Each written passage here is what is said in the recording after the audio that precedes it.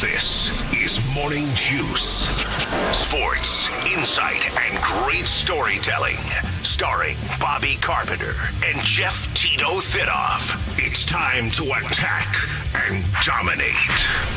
Indeed it is. Attack and dominate. That's what we'll do today on this. What day is it, Bo? Is it Tuesday, Bo? It is Tuesday. Thank you very much. I appreciate that. 2 days to kickoff, Tito. How about them Cowboys? How about them Cowboys? Good morning, Bob. How are you today? Oh, it's a great morning, Thitoff. Good morning to you. Hopefully you're doing well here on this lovely Thursday. Nice and cool, crisp morning. Feeling like a little autumn outside. I'm spent. Well, I could juice, though. No, it's just too much, like, staying up late watching football. Did you guys get your naps in yesterday, both of you? Oh, yeah. Oh, yeah, I went home and took a nap. Okay. I don't think I got one in. I don't remember correctly. I did not get one in yesterday. Why not? Just life. Yeah. You know, just life. It's the labor neighbor day, whatever was going on. I'd take Artie out there for that, for the punt and pass competition. And then just other stuff came up. So Did he win? he came in second in his age group. Now, that's fine, Bodie. But listen, but I still love him, just not as much. Yeah, he came in second, and you might say, oh, but there was like 5 competitors. Hey. So You can only play your schedule. that's all you can do. You're right. It's all you can do on that one. Anyway, with 2 flowers here on YouTube, fan app HD3. Download the show anytime. Catch us on 10 TV Plus from 10 a.m. to noon.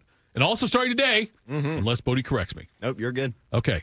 You can hear a replay of this here show on the Fan 2, 1460 a.m. from 1 to 3 p.m. So if you heard us, listen to us from like 6 to 8 and then say, you know what, I'd like to hear that again. And go back, 10 to 12, 1 to 3, whatever, you can watch it. You can do that.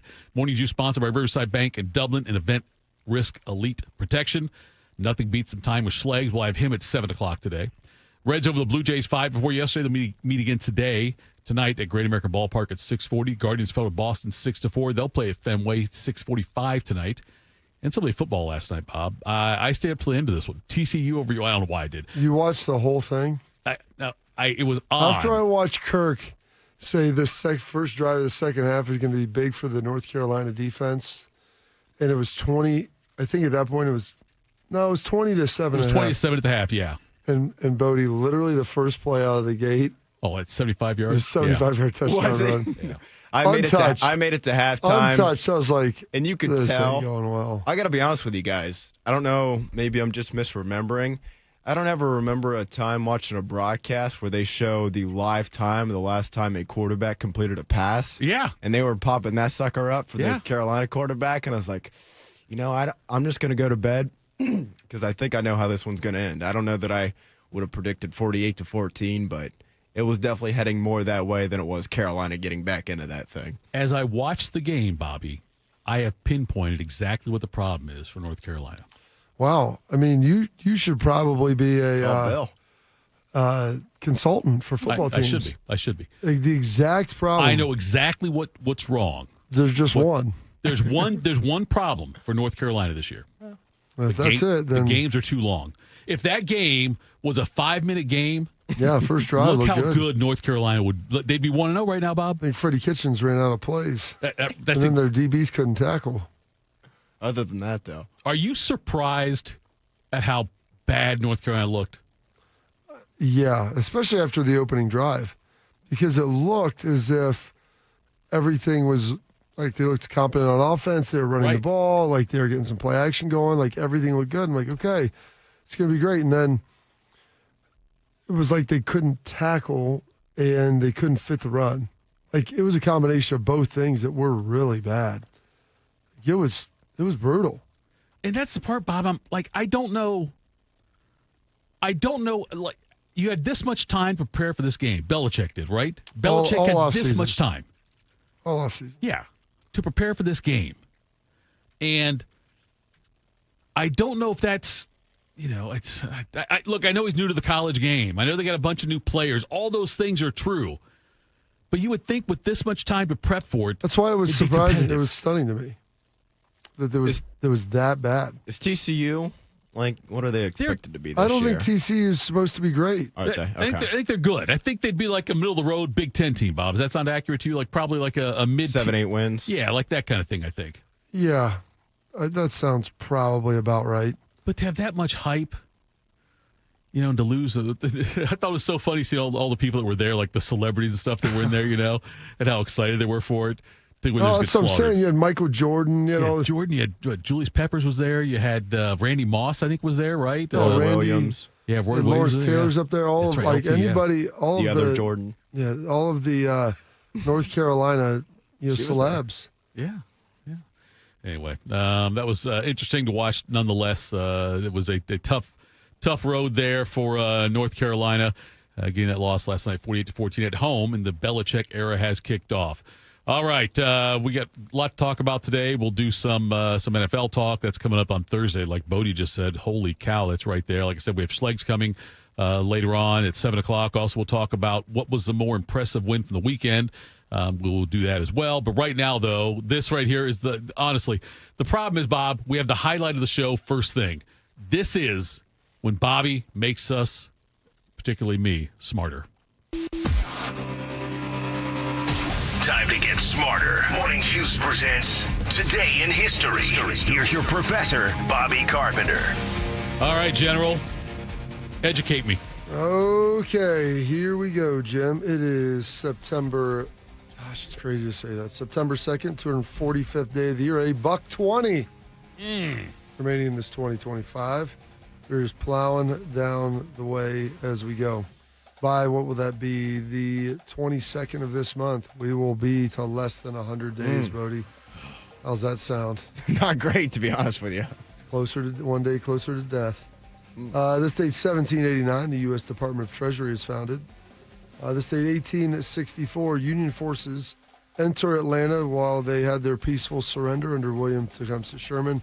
He did not care and eventually burns it to the ground. This date, 1901, Teddy Roosevelt, who was the vice president at that current time, utters the famous phrase, "Speak softly and carry a big stick," at the Minnesota State Fair. 1939, following the invasion of Poland the previous day, Germany annexes the free city of Danzig. It was like a free port for all of Europe. Germany didn't think that was appropriate. They wanted it for their own. So they did that, Bodie, and they took it over. So they proceeded to do over the next 5 years, just gobble up a lot of things in Europe. 1945, the instrument of surrender is signed by the Japanese on the USS Missouri, thus ending formally the Second World War in the Pacific. European theater had already ended. And in 1965, the Beatles' Help is certified gold. Skip this. 3 days before that, Bodie was able to pull this up. The CBS Evening News becomes the first half-hour news broadcast in the United States. It was expanded from 15 minutes, but the first nightly news as we know it today. Direct from our newsroom in New York, this is the CBS Evening News with Walter Cronkite and Nelson Benton in Tuskegee, Alabama, Dan Rather in Plaquemine, Louisiana, Bernard Kalb in Saigon, Peter Kalischer in Tokyo, and Eric Severide in Washington. Good evening from our CBS newsroom in New York on this, the first broadcast of network television's first daily half-hour news program.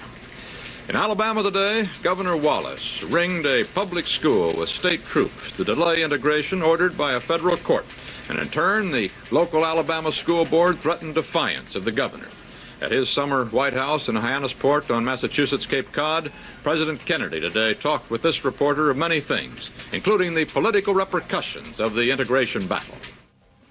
That is wild. And I was going to joke if Dan Rather was on that. And yes, well, he wasn't the lead anchor. Dan Rather was one of the reporters in there, funny. Which is unbelievable. Also on this date, 1982, Fleetwood Mac starts their Mirage Tour in Atlanta.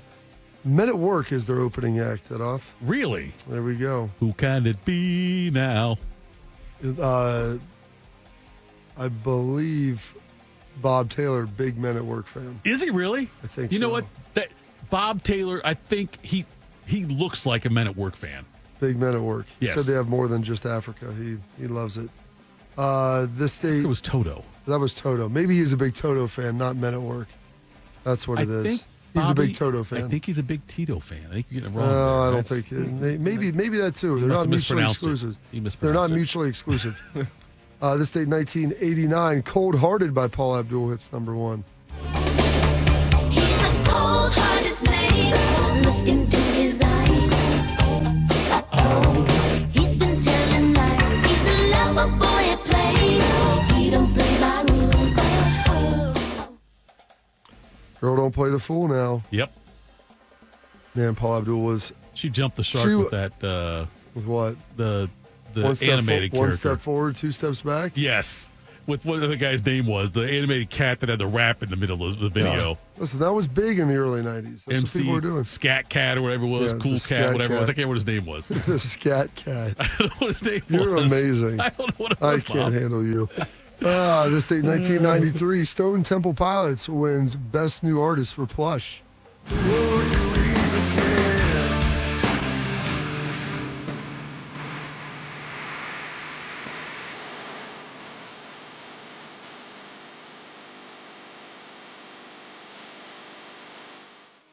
Did you ever heard that song before, Bodie? I think I have. I feel like it. Is it a bump back on any of our shows? It probably by chance? is. I feel Probably like is. yeah. I think that's where I've probably heard it. To be honest, I with mean, you. now it's classic rock. At that time, it was alternative or grunge, is what they referred to it as. And then on that same day, Jeremy by Pearl Jam brings home 4 MTV Music Awards, including Video of the Year.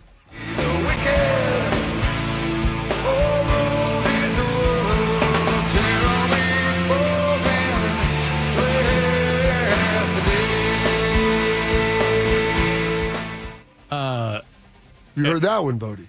Yes, I have. Okay. That I found that I get into musical acts years after they really hit. Yeah, it's been about 30 since they were I know, but like the peak of their It was, powers. but it was about 15 years after Pearl Jam came out that I was like, this band's pretty cool. They're Same telling thing me with- like in the early 2000s. is yeah, I was when- like, man, this new band's pretty awesome. On to something. You guys heard Right. of this group? Stone Temple Pilots also. Wow. Who knew? that's pretty remarkable. Bearcats, by the way, and 2007.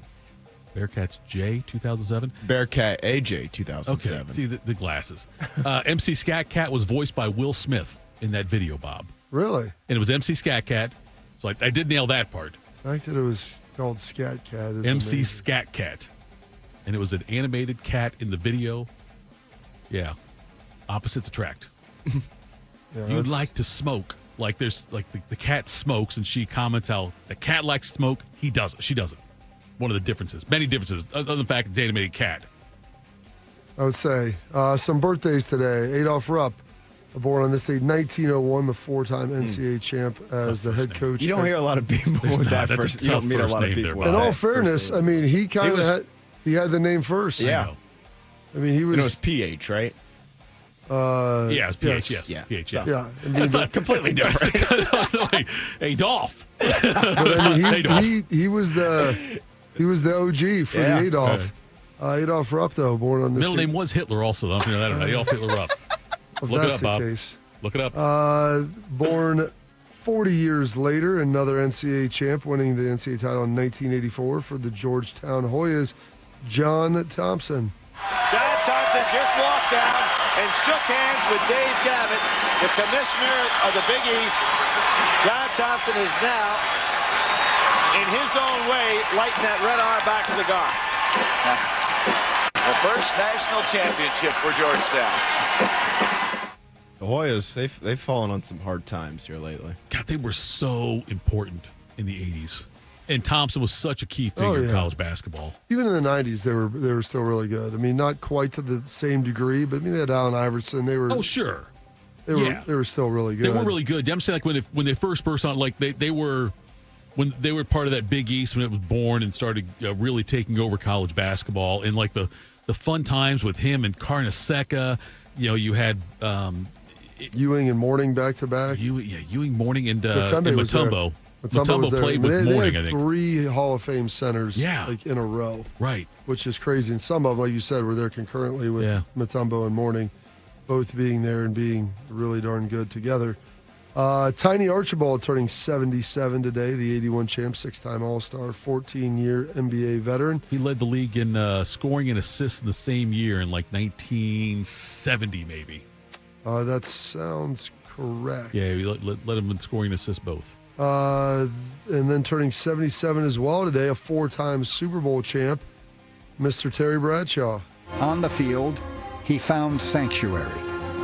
In his arm and his anger, he found strength. But only on football's biggest stage did Terry Bradshaw find redemption and joy. If God would come down right now, Terry, what can I do for you? Send me, put me back in one Super Bowl. Let me hear my name over the loudspeaker. Let me hear the roar of the crowd. Jerry Jones? And put me on the 1 foot line and give me 2 minutes to go and give me all 3 of my timeouts and give me my boys. Let me get in and call plays, see the eyes grow as I call these plays and talk to them. Let me feel the hair on my back crawl up. I mean, that's what the Super Bowl does to you. Turns out it was a perfect marriage because the proof's in the pudding. The guy's got more rings than a married pimp. And you know something? That's what matters at the end of the day. Who was that? That was just some reporter. The guy's got more rings than a married pimp? What does that even mean? How old did you say he was, Bob? I think you said 77. 77. Oh, that's old. It's a great line. It is. I was going to cut the video there, and that's where, I don't know, it's probably a 5-minute video on NFL top 100 players or something like that on YouTube. And that's how it ended. I was like, well, I got to leave that in. When they played the Cowboys the first time in the Super Bowl. 77? 76. It might have been. And Thomas, I think it was Hollywood Henderson, the linebacker for Dallas, came out and said that Terry Bradshaw was so dumb, he couldn't spell cat if you spotted in the C and the A. It's a great line. It is a great line. Some other birthdays today. The 5-time U.S. Open champ won 1 Australian, 2 Wimbledons, never made it past the semis at the French. But Jimmy Connors turning 73 today.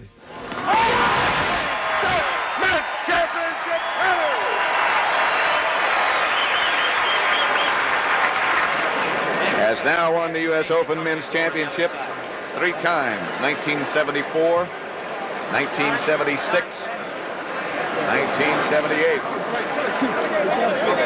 Pancho Segura in a big hug. Congratulations, Jimmy, on being our U.S. Open champion, the first in our new facility here. I present you with the gold ball and also with the trophy. It's pretty amazing. Did you know who that was on the commentary right there? I did not. Don't think so. He's more synonymous with the NFL, but oh my gosh, I just lost his name right there. So I was responding to the chat. I'm going to guess Dick Enberg, maybe? No. Pat Summerall. Oh, okay. That was Pat Summerall. He used to, really? Yeah, he used to call the U.S. Open. I know obviously Fowler's done it for a long time. Right. But yeah, it was Pat Summerall at the very beginning right there, talking through that. Could really do it all. Very versatile guy. Eric Dickerson turning at 65 years young. He needs 6 yards, everybody, for a National Football League single-season rushing record, and they're all on their feet for Eric Dickerson. He's got it. And a brand new single-season rushing record for the outstanding star from Southern Methodist. 2,007 yards. Nobody has ever done it better. Eric is number 1. We got our poll question now, by the way, Bodie, because Bearcats AJ 2007 said that it was not. He just realized, said, my bad. It was not Will Smith. It was Derek Stevens. So I think your poll question is, did you know Derek Stevens and not Will Smith was MC Scat Cat? Yes or no? There we go. Turning 61 today, the star of The Matrix and John Wick, Mr. Keanu Reeves. Do you believe in fate, Neil? No. Why not? Because I don't like the idea that I'm not in control of my life. I know exactly what you mean. Let me tell you why you're here. You're here because you know something. What you know you can't explain, but you feel it. You felt it your entire life. That there's something wrong with the world. You don't know what it is, but it's there, like a splinter in your mind, driving you mad. It is this feeling that has brought you to me. Do you know what I'm talking about? The Matrix. That movie was a tough watch for me. Which one? There was 3 of them. That's why I watched the first one. I couldn't watch the other 2 then. It was just too confusing for me. Oh, I didn't understand it. I could see that. Those Wick movies any good? My dad loves them. I've seen parts of them. I've never watched. You watched the Wick movies? I didn't watch all the way through either. I've never even watched all the Matrix, which I know people's kind of crazy. You can't watch any good movies, Bob. What are you doing with your time? It confused you, Thitoff. So. I know it did, but I watched it though. I just didn't understand it. I mean, I understood it eventually, but I'm just saying, I understand. I think I've seen the first one. I just didn't watch the second and the third. Yeah. I wasn't a huge Keanu Reeves fan. I don't know why. Maybe just felt like he kind of peaked in Bill and Ted's. I don't want to say he was typecast, but I couldn't take him seriously after that. Well, he was good in Speed. What was the movie where he let the 2 girls in? What was that one called? I know what you're talking about. I've only seen clips of it again, obviously. But wait. Knock Knock or something like that? Where it's like he gets robbed. Yeah, they come in from the they rain, rob like say him they're at lost. first. Yeah, and he ends up, they have some fun together. He ends up getting buried in his backyard. Yes, Sorry, I didn't mean to spoil it. People haven't seen it yet. It's been out for a minute. Yeah, Knock Knock. It's called Knock Knock. Ana de Armas. That's good. And then also turning 59 today. Cannot believe she's that old, but still look in great shape. Selma Hayek. Do you have any idea how stupid you sound? I mean, what a fuck up. You lost my husband, and you're like, can you please help us find him? Why the fuck should I? That is your fucking job, motherfucker. Ooh. But obviously, you suck at it. You received a phone call today from your attorney. So? Well, we asked your attorney, but he said he didn't have any contact with you. What? Are you fucking kidding me? Okay, that's it. I've had it with this lawyer. He's an alcoholic. He calls me completely drunk. And he starts saying the most inappropriate things. Like, for example, what he likes to do to his wife's ass. That is a disgusting place to hide a child's toy. And you know what? I don't need to listen to this shit. Then he forgets about it. But I'm stuck with the images in my head. What is that from? That's just from A Hitman's Bodyguard. Oh my God! Is that her, Ryan Reynolds, and Samuel L. Jackson? It's pretty good. Is that her There's real 2 voice? of them. I haven't seen the second one. Like that's how she talks regularly? Well, I'm not saying the verbiage. I'm saying like the accent. I think she's Mexican. Okay, that's the first time I heard her voice. If I'm not mistaken. It sounded like that other Sophia. Vergara. Vergara. That's who it sounded like. Well, I mean, they're both Latinos. I understand. So. I'm saying it's I've never heard Selma Hayek's voice for it, I don't think. What? I've never heard. What? Have you seen Grown Ups? No. Fools Rush In? No. Whatever. Then Bob Denver of Gilligan's Island passed away on this date, 2005. Some holidays and observances. It is National Blueberry Popsicle Day, Pierce Your Ears Day, Spalding Baseball Day, which they had to kind of combat Wilson a little bit. VJ Day, the formal signing of the Japanese surrender over there as well, and Telephone Tuesday, which is the Tuesday after Labor Day. And those are your historical events, your birthdays, your passings, your holidays, observances for this date.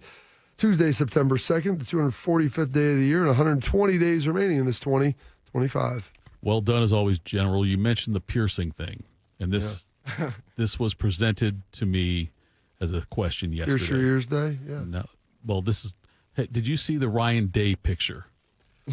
Okay. I did see that. Okay.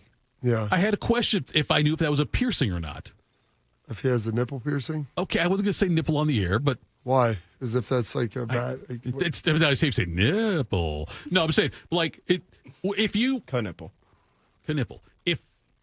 If you knew if it was pierced, would you reveal that on the air? I don't know if I would want to know that it was pierced. I didn't know if you knew it. I don't know. The picture was interesting. But somebody asked me, does Ryan Day have a nipple piercing? My goodness. Like the things that people look at, and I saw it. Saw the picture. The side-by-sides and everything else. It was ridiculous. I'm like, I literally spent less than 4 seconds on that. So did I. Once I realized what they were trying, I'm like, this is ridiculous. Next. There's your poll question. I didn't know, Bob. I don't. It looked They said it's been concluded that they deem that he does. Maybe that'll be the next question. Hey, Ryan, we thought that you've been dyeing your beard. Outside of that, what's it like with the nipple piercings? I feel like we're in a relationship with him now. We can do that. After we brought the beard dyeing thing, I think that now, because you mentioned to him when we interviewed him about that, the rumors surrounding that. And it's ridiculous. So I figure it's the logical next step in our. This is the problem. Like you win the Texas game, and we're talking about this crap. That's the stuff that is coming through on my social media feeds. Why does this saying go deep more often? And by the way, what's up with your nips? Like it's the next question there, Bob. Oh, jeez. All right, coming up next. One team won this weekend, but it came at a price. That's next. Morning Juice. Hey, Buckeye fans. As the official wing sponsor of Ohio State Athletics, Roosters is kicking off an incredible giveaway you won't want to miss. This football season, we're giving away 12 ultimate Buckeye experiences. 3 drawings, 12 winners with prizes including tickets, sideline passes, and 3 trips to a Buckeye first-round postseason game. Go to roosterswings.com to register and see all the details. 3 drawings, 12 amazing prizes. Register today and every day. Roosters, a fun, casual joint. When it comes to protecting your assets, you need a security partner. Event Risk Security Services is a U.S.-based veteran-owned company providing protection services, consulting to Fortune 500 companies, movie studios, celebrities, and high-net-worth individuals. If you're tired of fluff margins with low compensation for poor quality services and an endless revolving door of vendor staffing, then give them a try. They're virtually the same cost, and they can address what keeps you up at night. Event Risk. Check them out at eventriskinc.com to learn more. My son Ian was diagnosed with a brain tumor at the age of 16 months. The outlook was pretty rough. I mean, it was, we had no hope until St. Jude rescued us. I mean, they saved him. To this date, we are 12 years into this journey, and from day one, we've never once seen a bill. It gave us the peace of mind to know that we're there with our son, and we're gonna beat cancer together. Now, he is doing really, really well. He's alive because of what St. Jude has done. He's here because of the doctors who came before, their blood, their sweat, their tears, the knowledge accumulated and shared, with everyone else around the world. This is how we get rid of this, how we help kids beat cancer all over. It's the future. Together, we will make cures possible for every child everywhere. Learn more at stjude.org. 1 in 4 Americans today are living with a disability. I'm one of them. I care deeply about creating a world we can all fully participate in, free from stigma, misperceptions, and barriers. And we've got a trusted ally on our side, an organization we can rely on, Easter Seals. Rooted in communities nationwide, Easter Seals helps empower millions of people, regardless of age or disability, through its life-changing services and powerful advocacy. Today and every day, Easter Seals is leading the way to full equity, inclusion, and access to healthcare, employment, and education for people with disabilities, families, and communities. That's my Easter Seals. Make it yours. Learn more and get involved at easterseals.com.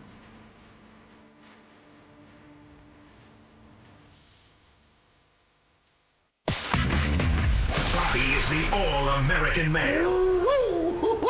Tito pulled a hammy getting his mail. This is Morning Juice. It is Morning Juice. We do something around here, I think, Bob, around this time on Tuesdays. Oh, you hear the sound? You know what it is. It's Pavlov's dog. It's an appetizer threes day at Roosters. The featured appetizer is going to be $3. And the first featured appetizer for the month of September. Mini corn dogs. Ooh. Bite-sized little corn dogs served with a side of mustard. Simple food at its finest.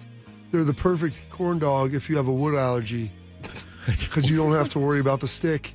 They're right there. Is that a thing? That is. I don't know. People are allergic to everything now, Bodie. That's true. I There are can make people my with own wood joke. allergies. I can make the joke I had before. Oh, there's a lot of jokes to be made from it. Thitoff. So if you like them, there you go. $3 all day long at Roosters. And keep listening for about another hour. But that's what he said. You get a chance to win a $50 gift card to Roosters. Buckeyes. Official wing sponsor of Ohio State Athletics. All right, Bob. And NFL picks on Thursday. There we go. Oh, we got to talk about that.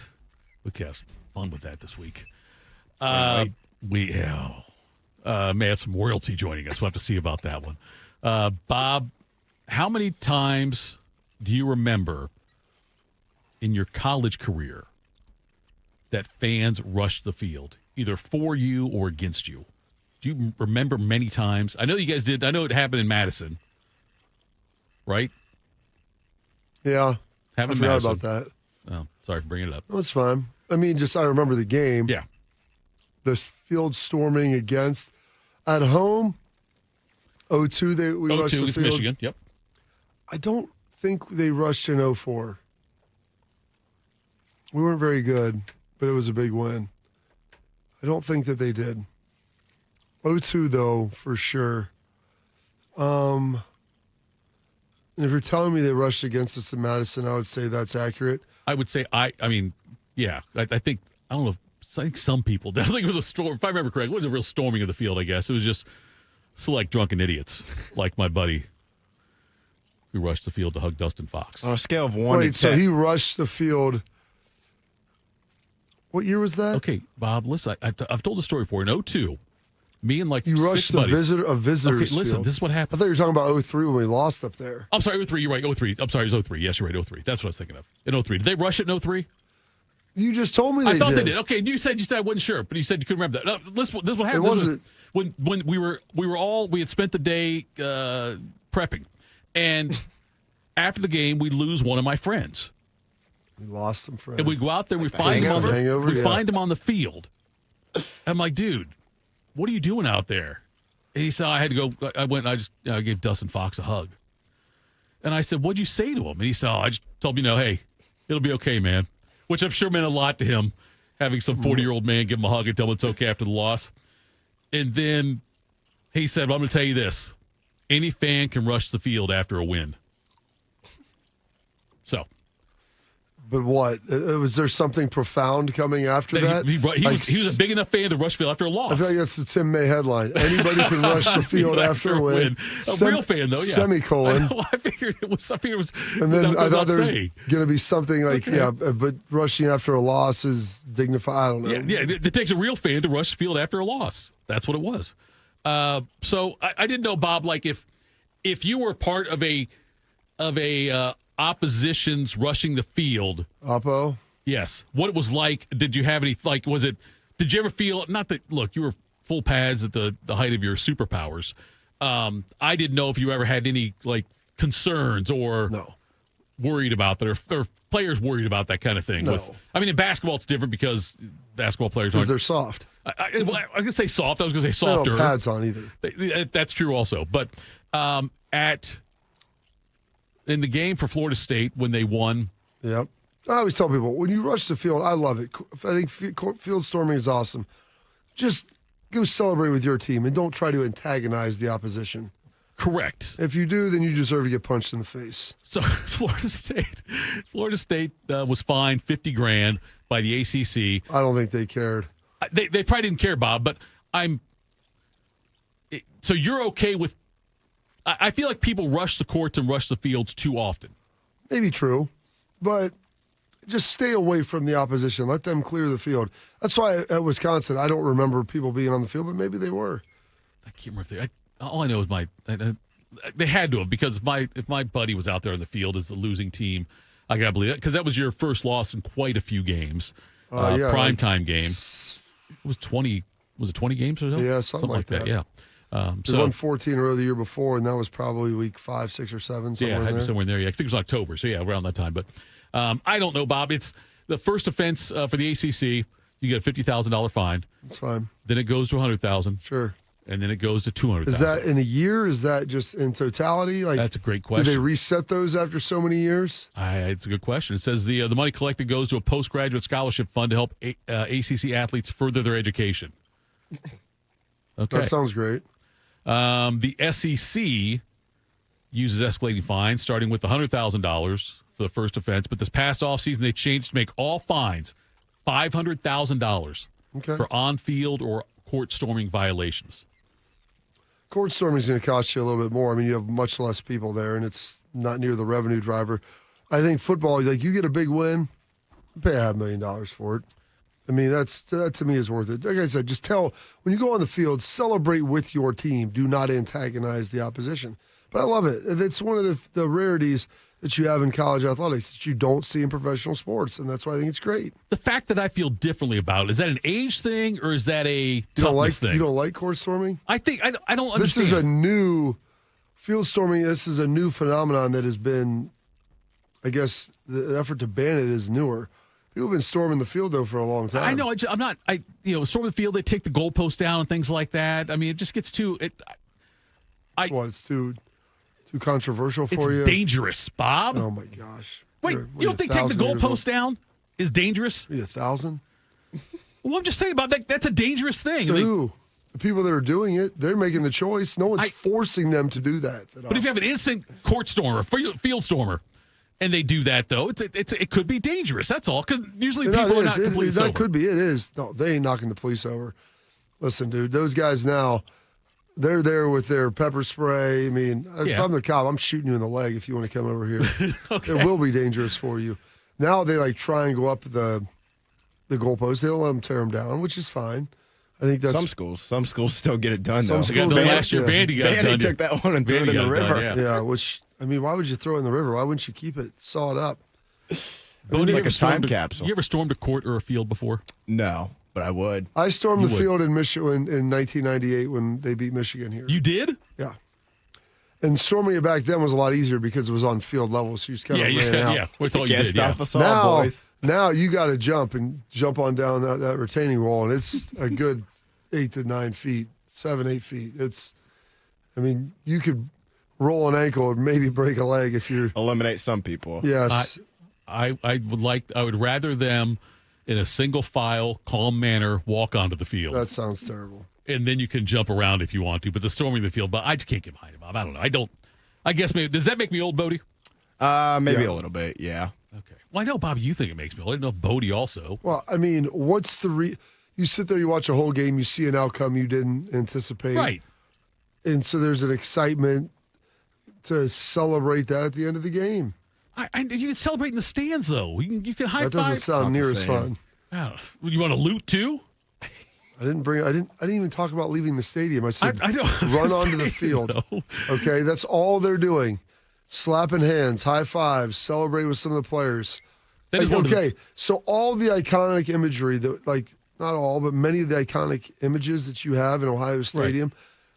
Right. After the 0-2 Michigan game, you've got the Krenzel being lifted up. Yes, that was fantastic. Yeah, wonderful okay, moment. So who would have carried him off? The ghosts that were down there? It was a wonderful moment, Bob. I'm not saying it was a great picture, a great photo, no doubt about it. One of the more iconic photos from that season, maybe in Ohio State history.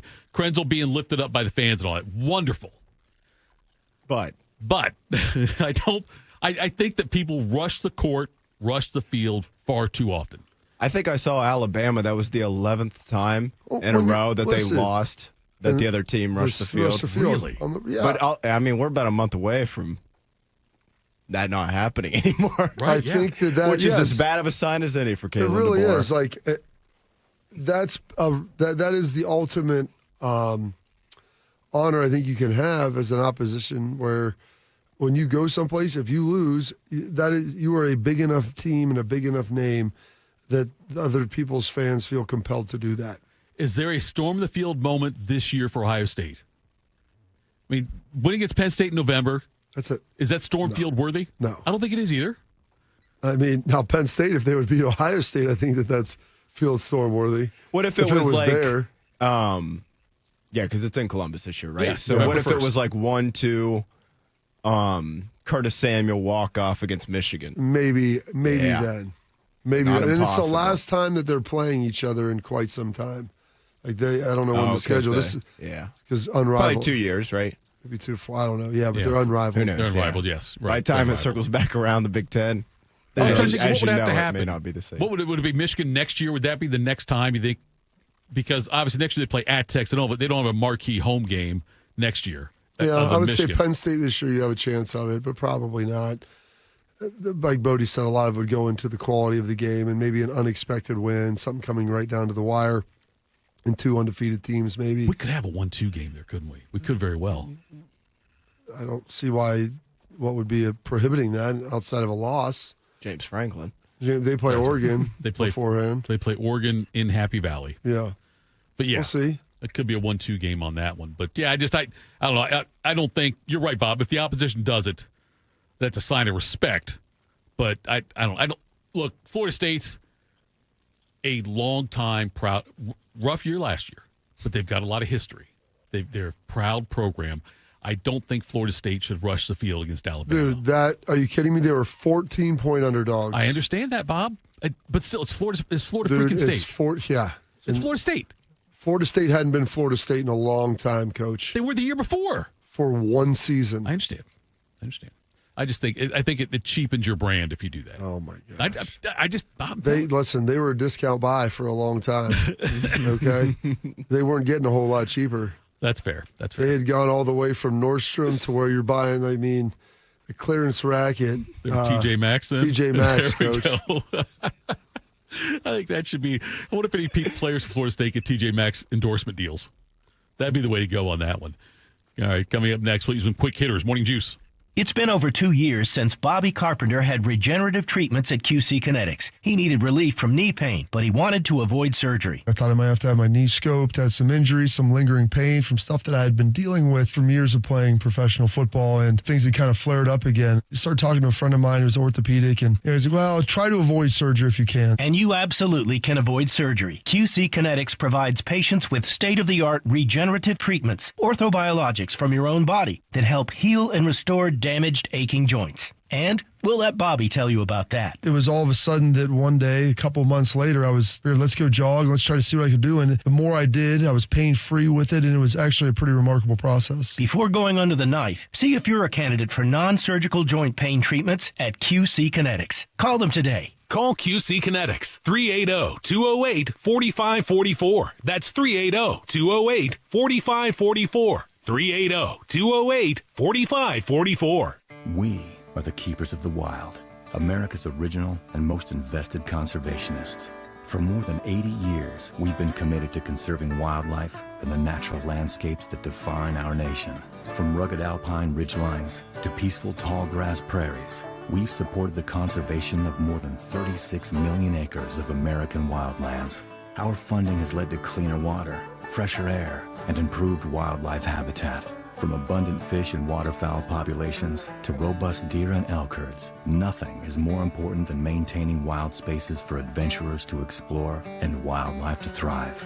We are America's hunters and target shooters, stewards of the American outdoors. America's hunters and target shooters, along with firearm, ammunition, and archery manufacturers, have invested more than $46 billion to help state fish and wildlife agencies manage and protect wildlife and wildlands across America. For more information, visit outdoorstewards.org. Teachers are dynamic leaders, shaping a new generation. They bring a variety of perspectives from diverse backgrounds, innovating how they teach to prepare students for our fast-changing world. Achieving this takes skill and expertise. They're tireless explorers, creatively discovering a universe of solutions, telling stories, experimenting, inspiring, mentoring, connecting cultures, and connecting with each other, leading by example. Experience the unique joy of helping students thrive. Teaching is a journey that shapes lives. Are you ready to begin? Explore teaching at teach.org, a campaign supported by the U.S. Department of Education, Teach.org, and 1 million teachers of color. Attack and dominate. You're locked into Morning Juice. Sponsored by Riverside Bank of Dublin. Here's Bobby and Tito. Want to give us your take on the Buckeyes? How about the Browns and Bengals? The fan call-in show brought to you by the ESPN Sportsbook at Hollywood Casino is moving to 8 a.m. this Sunday during the football season. Ooh. By the way, the read says durning. But I'm not going to say that. The leaders of Lunatic Fringe, Scotty Vegas and Ryan Baker, want to hear from you each week. The fan call-in show moves to 8 a.m. this Sunday on The Fan. All right. Let's do some quick hitters there, Boaster.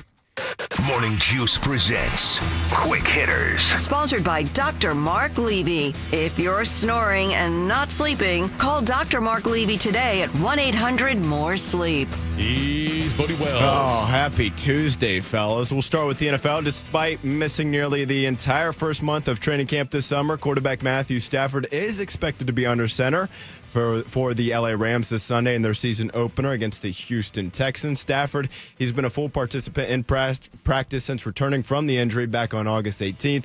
And Rams head coach Sean McVay told the media on Monday that Stafford will participate in the full week of practice leading up to the Rams game against the Texans this weekend. That will be in LA. So it will be a home game for the Rams. At age 37, the former number 1 overall pick out of Georgia, he's set to begin his 17th season in the NFL on Sunday. Bobby, they say a bad back never becomes a good one again, but needless to say, the Rams need Stafford to stay as healthy as possible if they want to get where they want to go this season. So the old adage, I don't know anybody who used to have a bad back. Exactly. Like once it's there for good. I'm sure he'll be able to manage this thing. Matt's as tough as they're going to get. He took so many shots early in his career. Big ones with the Lions, battled through everything. Tough guy.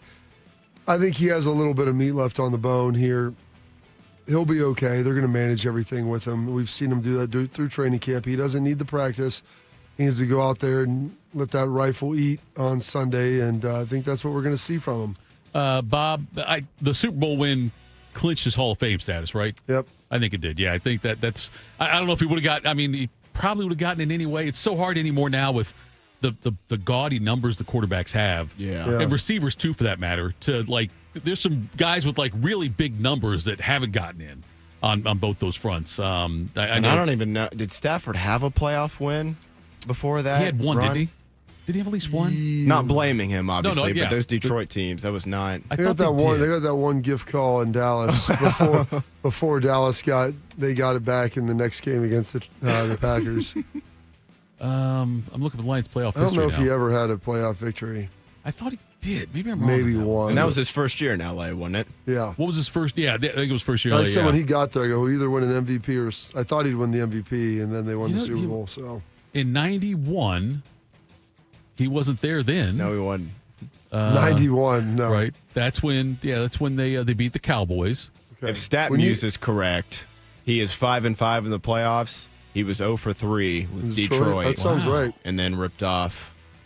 They won 4 games that year. They played in the wild card, divisional round, championship, and then Super Bowl.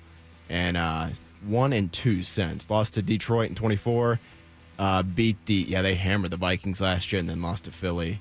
Almost beat Philly last year, though, if memory serves correct. Yeah, they played them tough. That was in Philadelphia, too. That was the snow game, if remember correctly there. College basketball here, guys. Since taking over the Volunteers in 2015, Rick Barnes has had quite a run with Tennessee, the men's basketball program. They missed the tournament in his first 2 seasons, but they've made it every year since outside of the 2019-2020 COVID year. In those 7 tournament appearances, the Vols, they've been a 5 seed, a 4 seed, a 3 seed twice, and a 2 seed 3 times. So very highly seeded basically every year there.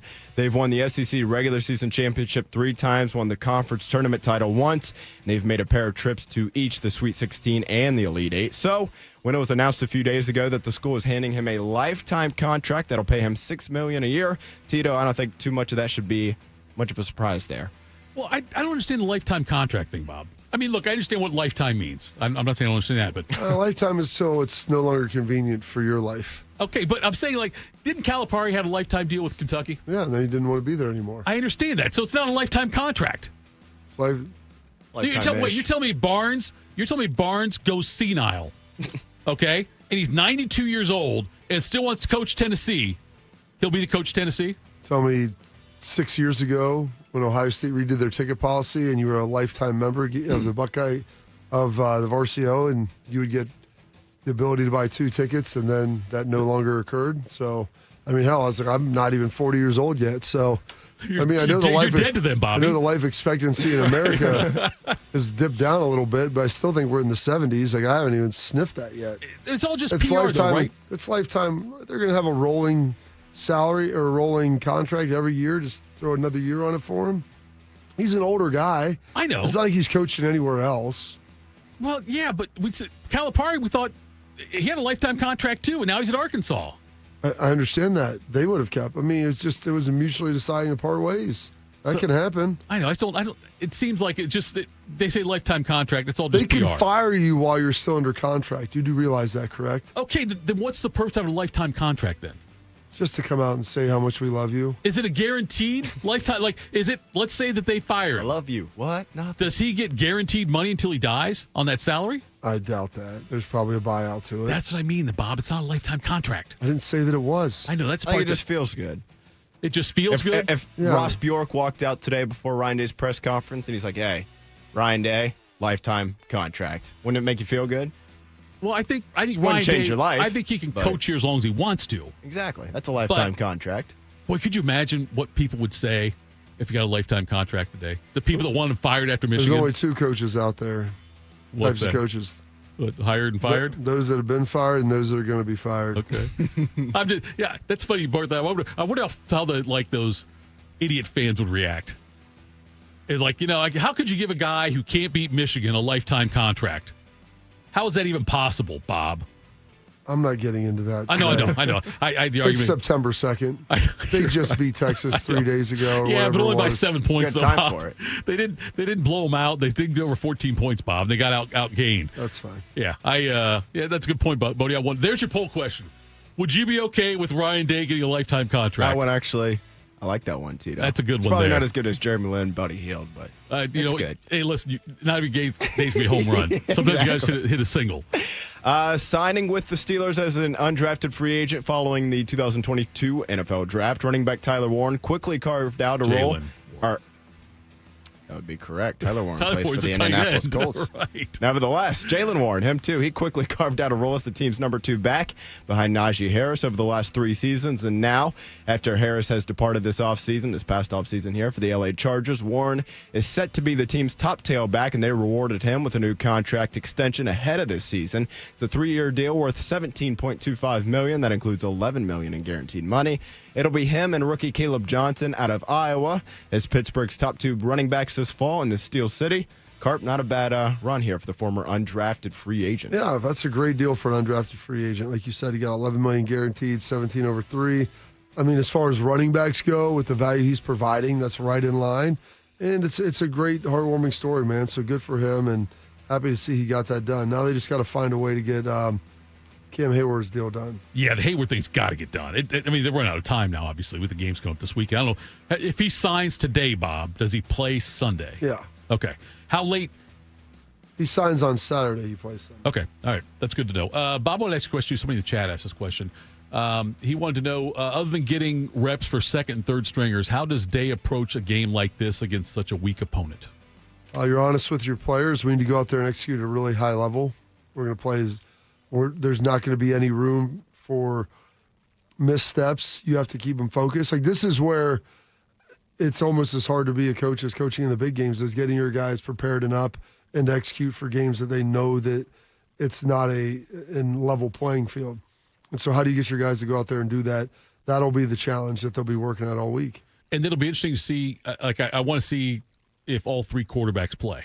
Yeah, that's like how do you balance reps, and right. When do you get guys in and out of making sure guys are getting prepared, but also getting young guys ready and balancing that with the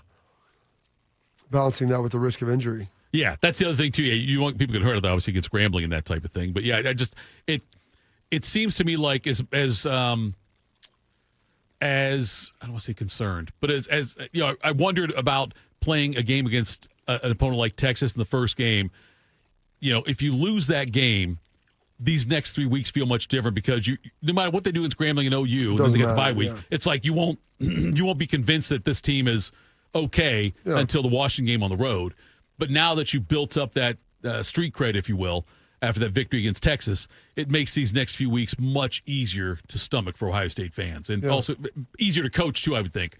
But yeah, I wonder about that, Bob. How tough it is to coach in games like this when the next 2 weeks the opponents shouldn't be much of a challenge. I know they're good. They're good. They're a good MAC school. You can watch them against Rutgers. They had their hands full. They did, yes. OU very easily could have won that game. But yeah, this week, we got a point spread on it. Yeah, Bo, do you see one on the Grambling game there? I don't know. I'm not. I'm going to guess about 50. You think it's? I was going to say. Oh, I bet. Yeah. I was going to say 52.5 would be my guess. I think I mentioned that Probably the other day. right 52.5 on about that what number. I think they will be. But yeah, I don't even see one on ESPN. Okay, you might have one out there yet, but nonetheless, yes. So that's what we got coming up this week for that, and what's Big Ten Network this week, and then Peacock for the night game against Ohio University. Love Bob. that. Are you planning on attending both games? Yeah. For context, Kids all want to go, so yeah, that'll be a big deal. Yeah, go ahead. Grambling's FCS, aren't they? Yeah. Okay. Just for a little bit of context, Penn State hosts Florida International this weekend, and they are FBS, I'm pretty sure. Penn State's favored by 41.5, so you could probably tack on another 10 points there for the Ohio State Grambling game. Yeah. Anyway, so yeah, that's this weekend. This is the kind of game where you get a lot of kids at. Yeah. Because the cheaper ticket, and all of that. And I didn't take Artie to Texas, but I will take him to Grambling. Yeah, so that's what you see a lot this week. That's it's almost like a spring game atmosphere out there, I think, for games like this. All right, coming up next, folks. See, Bud, we get out on time because you got to do the stuff for the AM side for us. The fan too. But coming up next, Schlegs joins us, get his take on the game this past weekend and what to look forward to this week. That's next. Morning Juice. And we're live here outside the Perez family home, just waiting for and there they go. Almost on time this morning. Mom is coming out the front door strong with a double-arm kid carry. Looks like Dad has the bags. Daughter is bringing up the rear. Oh, but the diaper bag wasn't closed. Diapers and toys are everywhere. Ooh, but Mom has just nailed the perfect car seat buckle for the toddler. And now the eldest daughter, who looks to be about 9 or 10, has secured herself in the booster seat. Dad zips the bag closed, and they're off. But looks like Mom doesn't realize her coffee cup is still on the roof of the car. And there it goes. Oh, that's a shame. That mug was a fam favorite. Don't sweat the small stuff. Just nail the big stuff. Like making sure your kids are buckled correctly in the right seat for their age and size. Learn more at nhtsa.gov/the right seat. Visit nhtsa.gov/the right seat. Brought to you by NHTSA and the Ad Council. Once there was a man who couldn't stand. A mom who couldn't wait. A scientific community that said it couldn't be done. And then you. And then I. And then we. Brought neuromuscular disease into screaming color with the Muscular Dystrophy Association. For 75 years, our voices have thundered through the halls of Congress. We've willed the impossible into existence. We've pushed the science, raised the funds, shifted the narrative, and transformed the reality of life with neuromuscular diseases. For 75 years, we've built communities together. Established the field of neuromuscular medicine, and made it thrive. Call that a legacy. Call it impact. Call it momentum. Just call it ours. Because it's the generations of community heroes that give MDA the strength we have today. And until neuromuscular disease is a thing of the past, you couldn't stop us if you tried. Join us and celebrate 75 years of breakthroughs at MDA75.org. You know what hope is? Hope is action. Carving a path forward, even when it's hard. And kids who still know how to dream. They're the best pathfinders of all. So at Child Fund, hope means helping millions of children living in poverty worldwide to grow up healthy, educated, skilled, and so all those good things can come true for them. Safe. And that means safe at home, safe at school, and safe online. Hope means walking this path together. All of us. Because when we work together, we can do so much more. That's right. Hope includes you. Child Fund, because we need each other. To learn how Child Fund works with children in 23 countries to help them achieve their full potential, visit childfund.org. That's childfund.org. Proud to be your go-to sports addiction. WBNS, WBNS FM, HD3 Columbus. The Fan 3, Ohio sports destination. Attack and dominate, YouTubers. You're locked into Morning Juice. All right. It's Morning Juice. It is Tito. It is Bobby. It is Bodie. And now, it's this guy. Tito, you still got the quick hitters playing. Oh, I'm You need sorry to about stop that. I thought that was already dead. Okay, there we go. The best way to start a morning is with a heavy dose of iron. Gas station ready, always. It is Schleg Day. Now we got Schlags. Schlags, is it true that you were on retainer by Ohio State this weekend to guard the stadium so Portnoy did not come in? That is false. That is a false narrative. But I would have. No, I wouldn't have, because I went to a tailgate. It's my third time going to the shoe for a football game. And I had my kids, went to it wasn't like I was tailgating by any stretch of the imagination. I parked, I walked over, and as I was walking over, I saw people that I knew that were at tailgates, and then I talked, and then I went to my seats and went to the stadium to experience a great football game.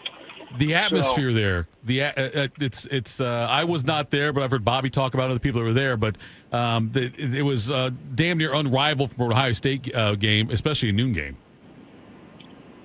I mean, listen, I don't have a lot to go off of. You know, I would say this.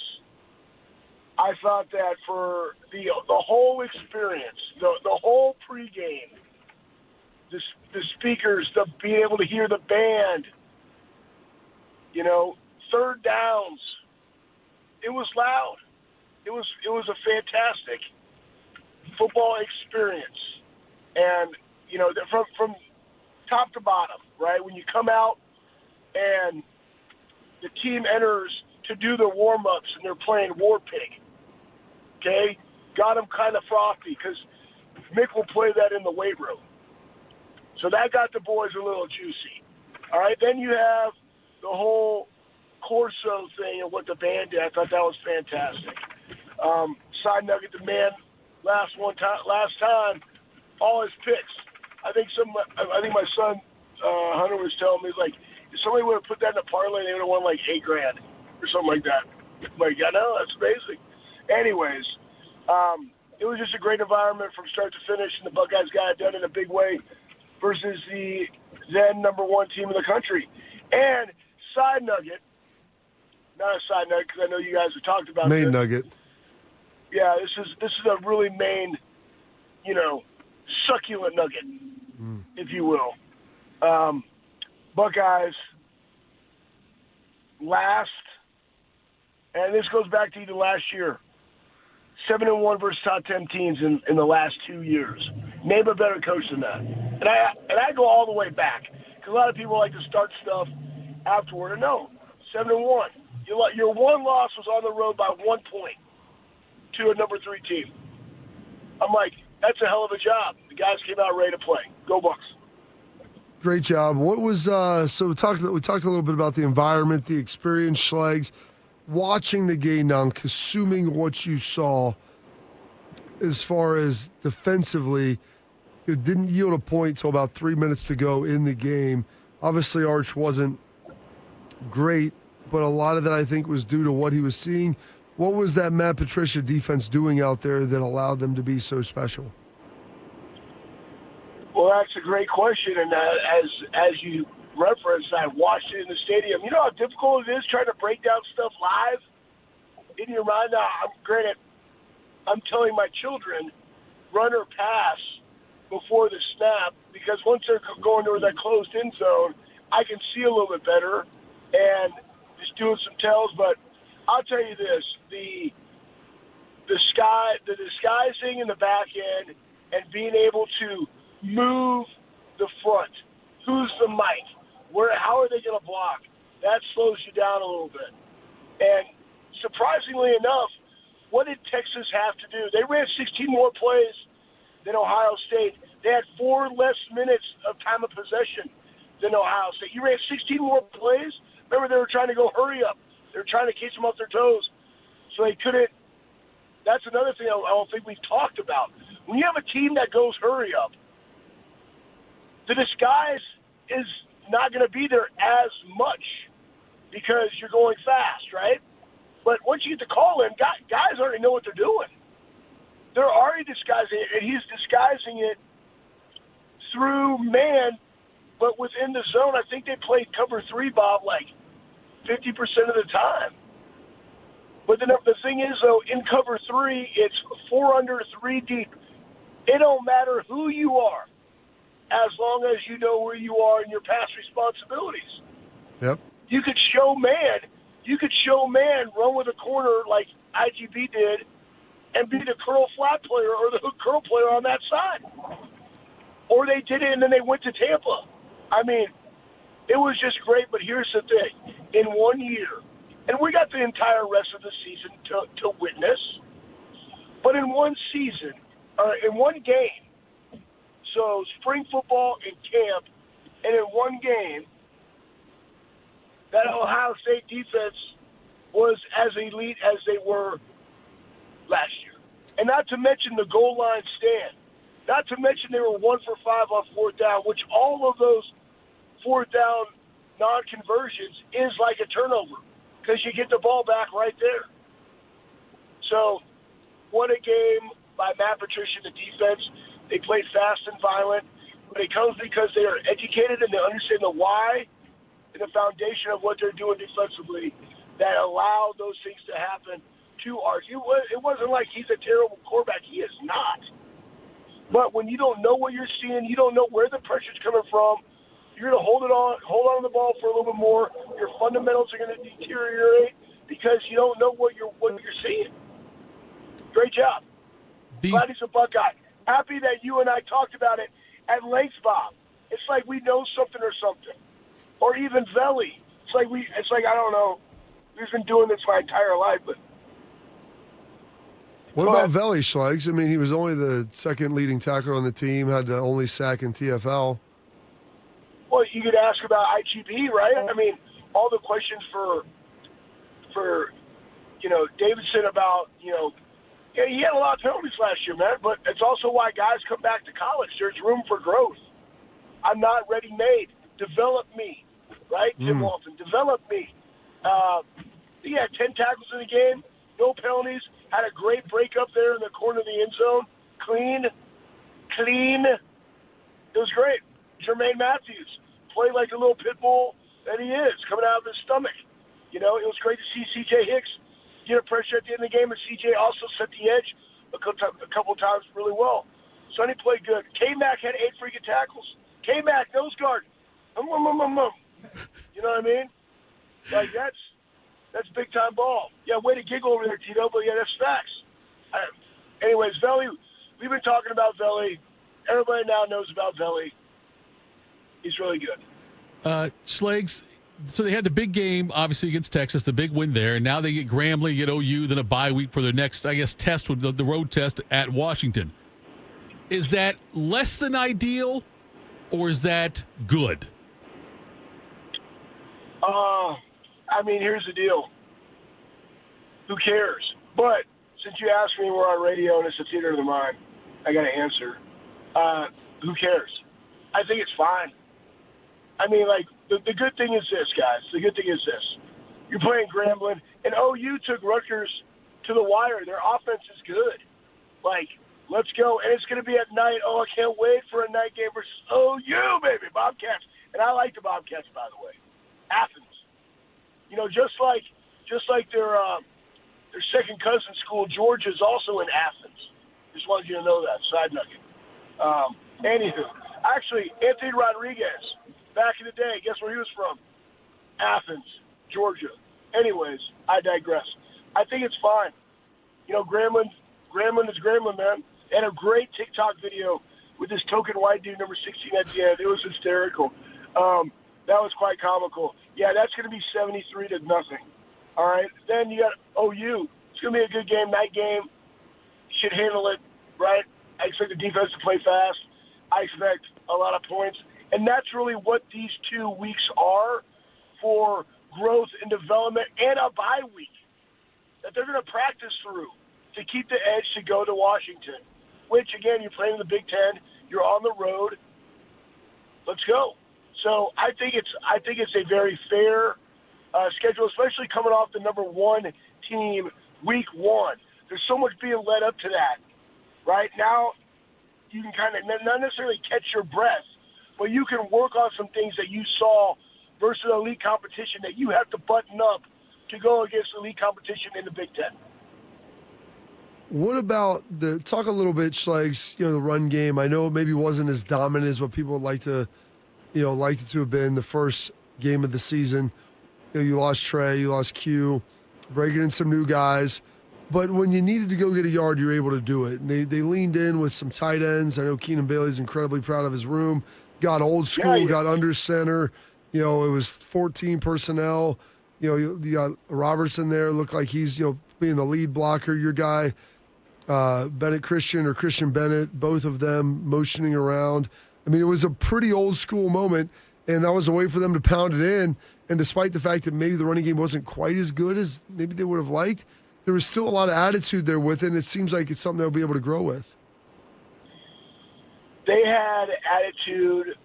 I'm going to have to go. I would like to go back because Arch had a long run on that scramble, but I'm trying to think about what they did inside the tackles because they rushed it 37 times. Talking about Texas, but for us, there were some great examples of going and getting a yard, of going and getting a first down, of that one that you're talking about, alluding to. Let's not kid ourselves, guys. Texas had a 4th and 1 on the goal line. They did not get it. Ohio State had whatever, I think it was 3rd down on the goal line, and they got it. Now, what you're referring to, Bob, is 14 personnel. You had Jelani, you had Will, you had Bennett Christian before Christ. That's how I got it in my mind now, Bob. That's how I got it in my mind. BC. That's how I remember him. Matter of fact, saw him yesterday. He's awesome, man. I love him. And then you had the young kid from Oklahoma, Roberts as the fullback, 14 personnel. Let's go get us a yard. And the tight end room was physical. Not only that, though, but on the touchdown pass, Will Kazmarek is 1v1 versus their best pass rusher. 1v1. And it didn't look pretty. But the dude was relentless. The dude was all over him. Honestly, you have to block this guy or we don't get this ball off. And he blocks the guy. And that's competitive excellence. That's taking his daily vitamins of getting strikes in all the time. That's what he does. But that's also the culture of the room that Coach Bailey has instilled in them. They love being physical. They love those types of challenge. And that room will only continue to get better. They will be a weapon in the passing game. But it was just great to see that when we need to go get it, we got exactly what we needed to get. And Texas did not. There was one where Carson Hitzman and Luke Montgomery put this guy on skates, just driving him back, B-blocking, him back, and then a safety comes up and dadgum, number 51, my guy, boom, stabs him in his chest with a left hand, knocks him on his butt. I was like, there you go. Just run that play all the time. Now, can defenses have answers to running the ball? Yeah, 100%. But I thought we ran it effectively the way we need to run it. And people always forget this too. It was number 1 versus number 3. Just win the freaking ball game. I don't know when everything became about you had to be perfect or put on a show or do this or that in terms of football games. I thought the premise was to win. And that's what the Buckeyes did. They freaking won. Hey, Schleg, how's the Hastings season going so far? They're fine. I'm not talking about it. You guys can look them up. Hey, here's the deal. You guys can look them up. All I know is this: fast and violent. I know they got this little rivalry in UA where it's the haves and the have-nots. What the heck are you talking about? I see it. Listen. I get it. I see it. Have a lot and maybe have a little more. No, don't even worry about it. I see what I'm working with, and I see all the stuff that you guys get. You guys, what are you talking about? I'm an intern. I'm talking about the other side. Listen, don't worry about it. Don't worry about it. All I know is when that game happens, fast and violent. If you don't want your kids to play in that game, that's cool. Bobby and I are both north of Lane. We're both north of Lane. We're not those people. Well, you over there with them, man. You open that mug with that. First of all, no. Hey, you got 8 weight racks in there. My guys are over here trying to do, stuff in a freaking janitor closet. I'm like, what the Sam Dick? Can we get hoops? No, you know what? Don't worry about it. I'll go buy hoops. But hey, here's the deal, just so everybody out there knows this. I don't care where you coach or what you do. You got to be fanatical about the fundamentals when young people and developing people, because that's what you saw at Ohio State. I told you guys, the most prepared, fundamentally sound team, regardless, will win that football game. Ohio State was more disciplined. Kudos to the crowd. You got 4 freaking Buckeye Leagues crowd. Okay? They were more disciplined. They tackled fantastic in space. Right? You got the one holding penalty that was offset, so guess what? It's all good. I think there's one holding penalty and an illegal procedure. I think we had 2 for 15 yards. They did that. They won the turnover battle. Love it, man. Buckeyes, don't forget the fundamentals. Chop wood, carry water, and that's exactly what the Buckeyes did versus Texas. Bring on Grambling. So what are the challenges of trying to prepare? You had the number 1 team in the country, so everybody is obviously on high alert coming into that game, and it's been the focus for the last 3 to 4 months. Now you have Grambling coming up this week, and you kind of alluded to it and touched on it some, but the challenges of getting guys ready to go for a game where maybe you don't have the headline star power of a Texas, of what this week of practice is going to be like, and the messaging from Ryan to the team. Yeah. It's the same. It's chop wood, carry water. What are you doing to be the best version of you? It ain't about Grambling. It's about steps toward development over 12 weeks. And this is why football is the ultimate team sport, because you work it 365 days a year for 12 opportunities to feast. Why would you waste a moment? I mean, you can tell me, I'm going to starve you all year. And you're only going to get 12 days. Now, again, we know the playoffs or whatever, okay? I'm talking about our season. I'm only going to give you 12 days where you just go out there, all you can eat buffet style. That guy is attacking that buffet like an absolute animal. You know what I'm saying? That's what it is. That's what we do. That's what you got to do. Schleg. There is no, hey, there's a party at the ball, Tito, and everybody is invited. You understand?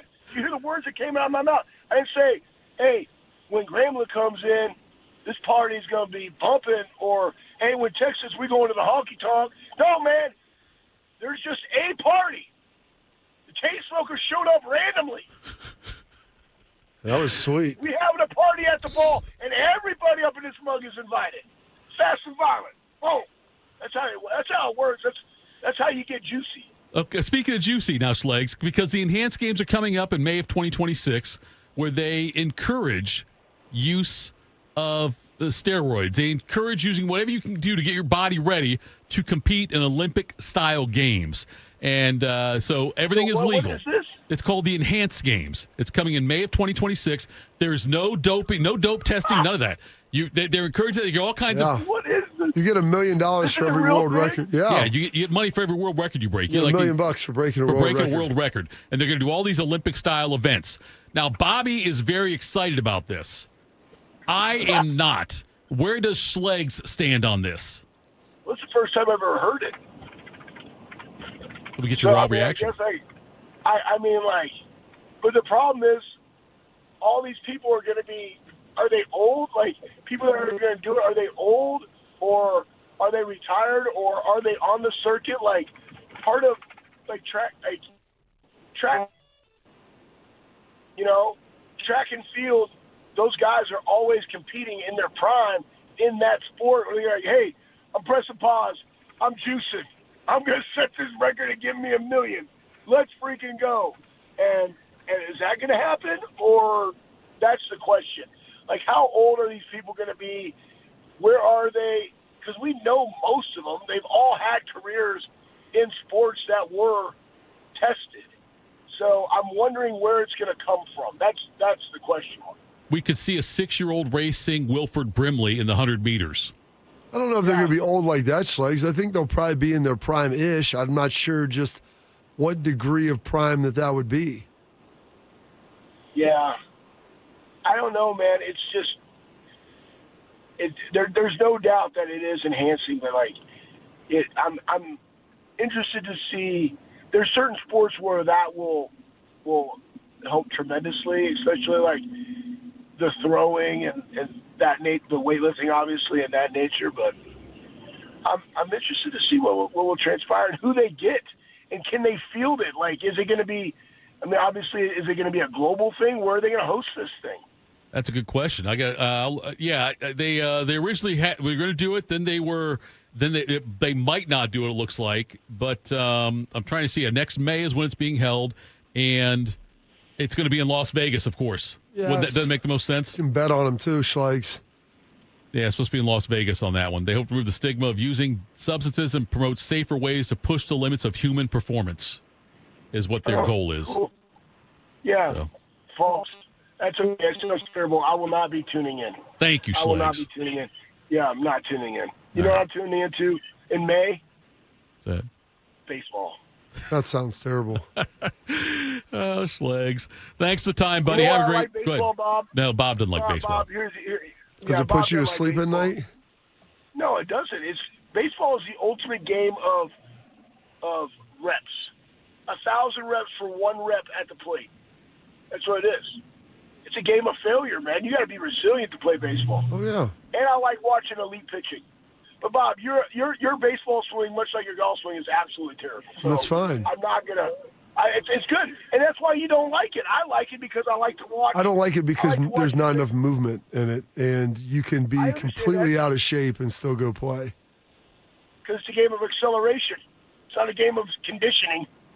Exactly. You can be out of shape and still play. That's why I was like, whatever. So it's fine. What other sports do you like that are out of shape that you can play? Do you like badminton? I don't play badminton. You watch that? I don't. Bowling? I don't watch bowling. Golf? Either. Golf is a skill, not a sport. If you don't move your feet off the ground at the same time. Scotty Scheffler. You haven't seen my golf swing. Well, he does move. I will give you that, Schlags. He gets both his feet moving. It's incredible. Yes, I have an immense respect for people being able to do that, but baseball is just so slow, Schlags. They did pick it. I will say this: they did pick it up. The pitch. I love the pitch clock. That has made it infinitely better. Yeah, there's a lot of good rules that they've added to keep the pace. I mean, I've gone to a couple games in the last year, and dude, that thing's 2 hours, man. Yeah, they get them in, get them out. It's way better. All right, Schlags. Go ahead. What? I was going to say, what's going on at the Armory? That was going to get you out of here. What's going on at the Armory, Schlags? I don't know. What's today? Tuesday? Yeah. Yeah, we're getting pumpy. I mean, we got great members. We got kids coming up later tonight after I coach football to get tested to do the strength conditioning side. So it's great, man. People are rolling. People are getting better. Max capacity. When am I going to see you in there? You live right down the road. With all those halves over there. By the way, Artie will go to Hastings, Schlags. I don't think you realize that. No, I'm not sure on that one, Bob. We're thinking about having him go to Jones. We're thinking about that. Unless Schlags is coaching. If Schlags is going to still be there at Hastings in 4 years, we'll send him over to Hastings. He'll be dead by First then. off, I don't know if they'll have me. I'm an intern. Be dead by then, Schlags will be dead by then. I probably will be. I'm just an intern. Hey. I'm Coach Tom and Coach Money's intern. Don't worry. I'll put more weights on the bar before I call the ambulance when they come get you. Okay. Why? Because I can still. It's quite funny. It was funny. My daughter and Steph were talking to me about what I'm going to do when I'm like 70 years old, and and I was just telling them, like, listen, if I die, here's what has to go down. I need Last Mohegans. I need the Braveheart soundtrack. I want a deadlift party, okay? And then you guys can get up there and just tell everybody about all my quirks that you make fun of me on a daily basis. I was like, that sounds great. Let's go do that thing. And she's like, Dad, what are you going to do? Like, I'm like, when you're 70 years old, and I was telling about my buddy Brian Dobson from Metroflex. Like, he's 70. He's still deadlifted off of a wagon wheel, which is fine. I don't care, man. He did over 500 pounds. He's had a lot of issues. He's still deadlifting heavy. I was like, yeah, I'd say probably around 6. And then Faith was like, can you even do that now? And I was just like, oh, my. I was like, no respect. I was like, of course.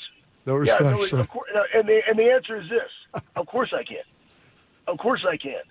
As a matter of fact, you're just going to get, like, let's just go in there and just rock 635. Just raw. Yeah, who else you know can do that, Faye? Just walk in and do it. Nobody. Just show your yapper. All right, Schlags, you're the man. We'll talk next week, buddy. Hey, go Bucks beat cancer. Absolutely. See you, Schlags.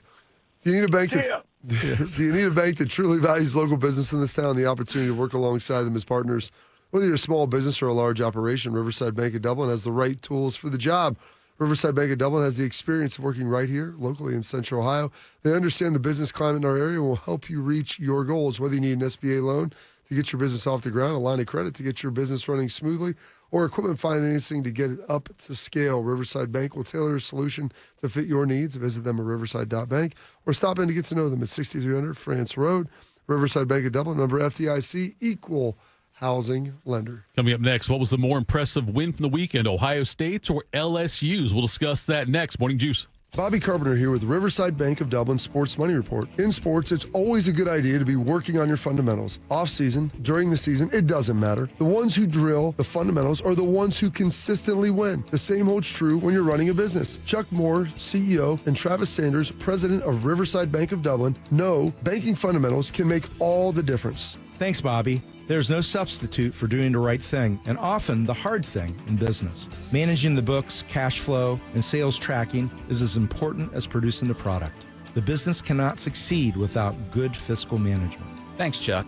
Riverside Bank of Dublin knows that most business owners are busy people, and that's why we can assist in cash management. Let one of our commercial bankers help you do the right thing, too.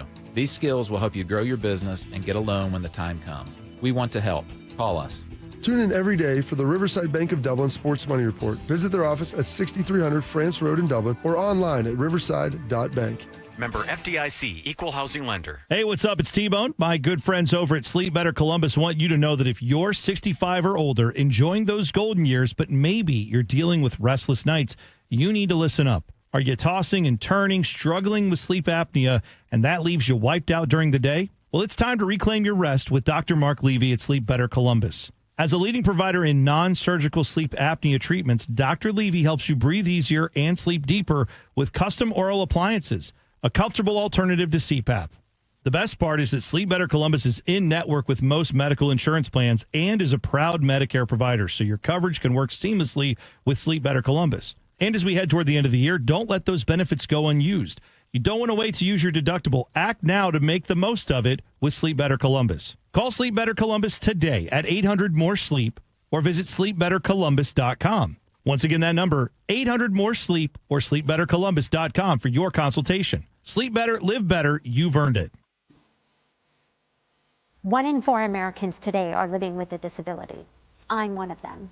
I care deeply about creating a world we can all fully participate in, free from stigma, misperceptions, and barriers. And we've got a trusted ally on our side, an organization we can rely on, Easter Seals. Rooted in communities nationwide, Easter Seals helps empower millions of people, regardless of age or disability, through its life-changing services and powerful advocacy. Today and every day, Easter Seals is leading the way to full equity, inclusion, and access to healthcare, employment, and education for people with disabilities, families, and communities. That's my Easter Seals. Make it yours. Learn more and get involved at easterseals.com.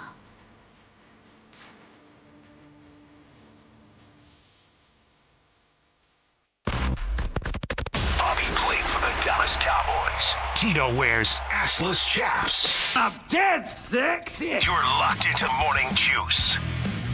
The Capital Ford of Columbus High School football game of the week takes us to Canada this Friday as the Lions host the defending one-state champions, Olentangy Liberty. Coverage starts at 6:30 with the kickoff at 7. After the game, it's Byers Subaru Dublin's Overtime with Ryan Baker and Lee Cochran. Friday night are for high school football on the Fan. So, Bob, I left the weekend feeling very confident that the Ohio State win was the most impressive win of the weekend among the top teams. Heather Dinish of ESPN disagreed. She was projecting what she thought the top 12 teams were now. When do the rankings come out? the AP rankings Is stuff? today? Should be today. today. Yeah, should be Yeah. today, Okay. It always comes out Tuesday after Labor Day, and then Okay. Mondays after I was that. looking. I Yeah. thought they would have been out by now. Like I thought they would have had them out late last night. But And some of the talking heads on ESPN also, I think, and she was one of them, talked about the LSU win at Clemson was a more impressive win than Ohio State beating Texas. Ohio State plays Texas at home. Ohio State's a top 2 or 3 team, depending on which polls you believe. Whereas LSU went in on the road and beat a higher-ranked Clemson team. Is there any validity to that or not? well, I think being a road win at night is important. And I think part of it too is the reason why people are looking at it like that. I mean, we split hairs on which was a better win. I think they were both really impressive. I think the best part of it, though, the reason why everybody looked at that and was pretty excited for Ohio State. I mean, you had a if you would have had a shutout and beat them 14-0, I think that then people would say that. Right. But LSU, they're down 10-7 or 10-3 going into half. Mm-hmm. They blank him in the second half. Nussmeier looks really good, moving around, throwing the ball. And I think it's just the emotion of the fact that they scored 14 unanswered in the second half. They shut him out, right, took control, and then won that game. I think that's because the Ohio State game, is big as it was, the fourth down stop, was that in the first half? No, second half. Third quarter? I believe the one right at the goal line. Yeah. I think that was Texas's opening drive. Or Ohio State got the ball first in the second half, Yeah. right? I think So they they're- went 3 and out. Yeah, or so close this is to their it. first And drive. Texas went down the field, and that was right there. If that would have been like later in the game, I think maybe there would have been an element where there would have been a higher degree of emotion attached to it. That's the only thing. I think there's just a bigger emotional connection to that LSU Clemson game because it was at night. It's on the road. They're down by 7 at half, and then they spin that thing around and go 14-0 in the second half. And Nussmeier looks really good. And it was a big win for LSU, no doubt about it. It's always curious to see where everybody was going to be ranked. And Bobby, I don't like thinking this way, but then don't. No, but I wonder how much of that, the sentiment from Heather, and I don't know Heather Dinich. I obviously it's because they cover the ACC and ACC. I've got a love-hate relationship with Heather's across my life, but yeah, she could be the third. No, she could. No, come on now, no. She's probably way too stable for you. No. Anyway, yeah, she probably. That's actually. I fair. really like Heather. I will say this: of all the people that work at ESPN, and I've talked to Heather a lot. When we were in Atlanta, we were working out in the gym together and just chatting about everything before the national championship. She is one of the people I would say with beyond a shadow of a doubt that there are no inherent biases with her when she talks about teams of who's there and who she likes and who she doesn't. I do not think conference affiliation, because when I first heard that, when you said the LSU one was more impressive, I was like, I wonder if that's them trying to buoy that, but I don't think it is. Not with her. And that's not her bag. And I'm not accusing her of that directly. I'm just saying I wonder anytime that when ESPN has that as a narrative, not just her, but just if other people are also saying it, or if that's kind of what if that's what ESPN say as a whole represents that kind of viewpoint, though, it makes you wonder about how much of it is driven by their affiliate. Now, great. To be completely transparent in that, no one forces us to say anything positive or negative about Ohio State, but we recognize it's good business for us if Ohio State's good. Yeah, here's the thing: if they lose a game and Ohio State struggles, they may be good in that moment. But as far as the entirety of the season, it's not good.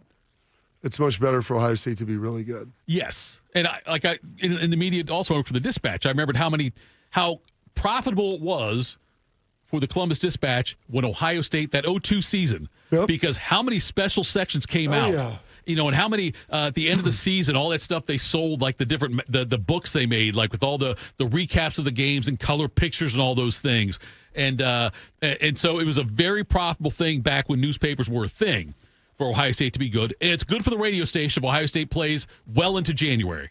Oh yeah. And for the different, different more games, more yes, inventory. Exactly. And so helps ratings. Yes, I just should. Well, should. I don't. Yeah.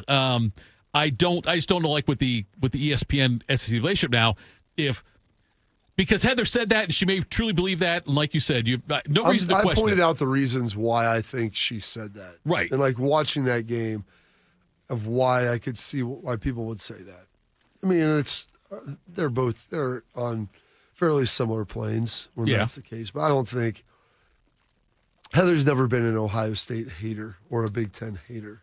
Like when I've listened to her analysis, it's not Mark May. No, and everything she says has always been like backed in fact, DFRs, details, facts, and reasons. Yep. She's big on those Thitoff. Yep. So just like when you make those outlandish statements, I've not said a single thing outlandish.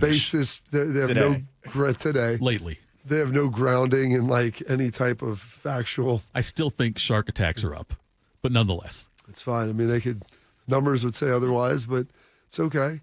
She's always very analytical in her breakdown of things and not like Feinbaum. Texas is way more talented than Ohio State. More talent, yes. Basing that off what, Paul? Right. Like, we're like, you said that, okay, that is a statement that could be true, it could be false, and maybe it's slightly true or slightly false. There's going to be some subjectivity because talent it's a subjective measure. And so if you want to go off recruiting rankings, draft projections, you pick your metric of what you want to think of how much talent is on this team.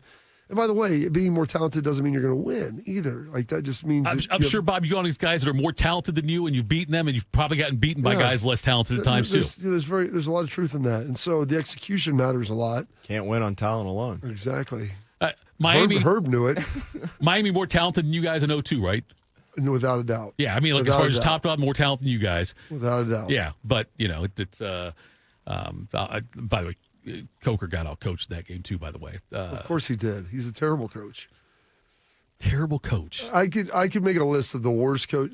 If we sat there and watched a film, right, and I could watch a game film leading into that game, and you could say, well, you had great players, you didn't do much. They did nothing on offense and defense. Like they just lined up and played. They did not. They ran only a handful of calls, and their guys would just beat people. I'm like, okay. Maybe it's like we'll keep it simple and just out execute them. And maybe that's true to a certain degree. But like if you had any type of game plan at all, buddy, it would have been really hard for us to win that game. Like I wonder if it was if it was poor coaching or just overall cockiness, overall laziness. Well, just like we beat everybody. We're the best team. We don't need to do anything. We'll just go out there and play our game. And that's also being a bad coach. A coach letting it happen, I guess. Yeah, but I wonder if that's you permit it, you promote it. That's fair. Do you think Ohio State will be number one today?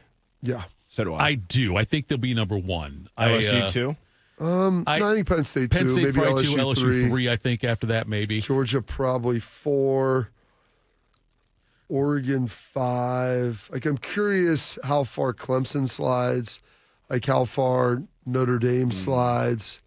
Like, those are tight games against good teams. Like, Notre Dame lost on the road by 3 points at a field goal at the end. Right. I don't think that there's going to be there will be in the top 10. I would say Notre Dame maybe 7th or 8th. I would anticipate.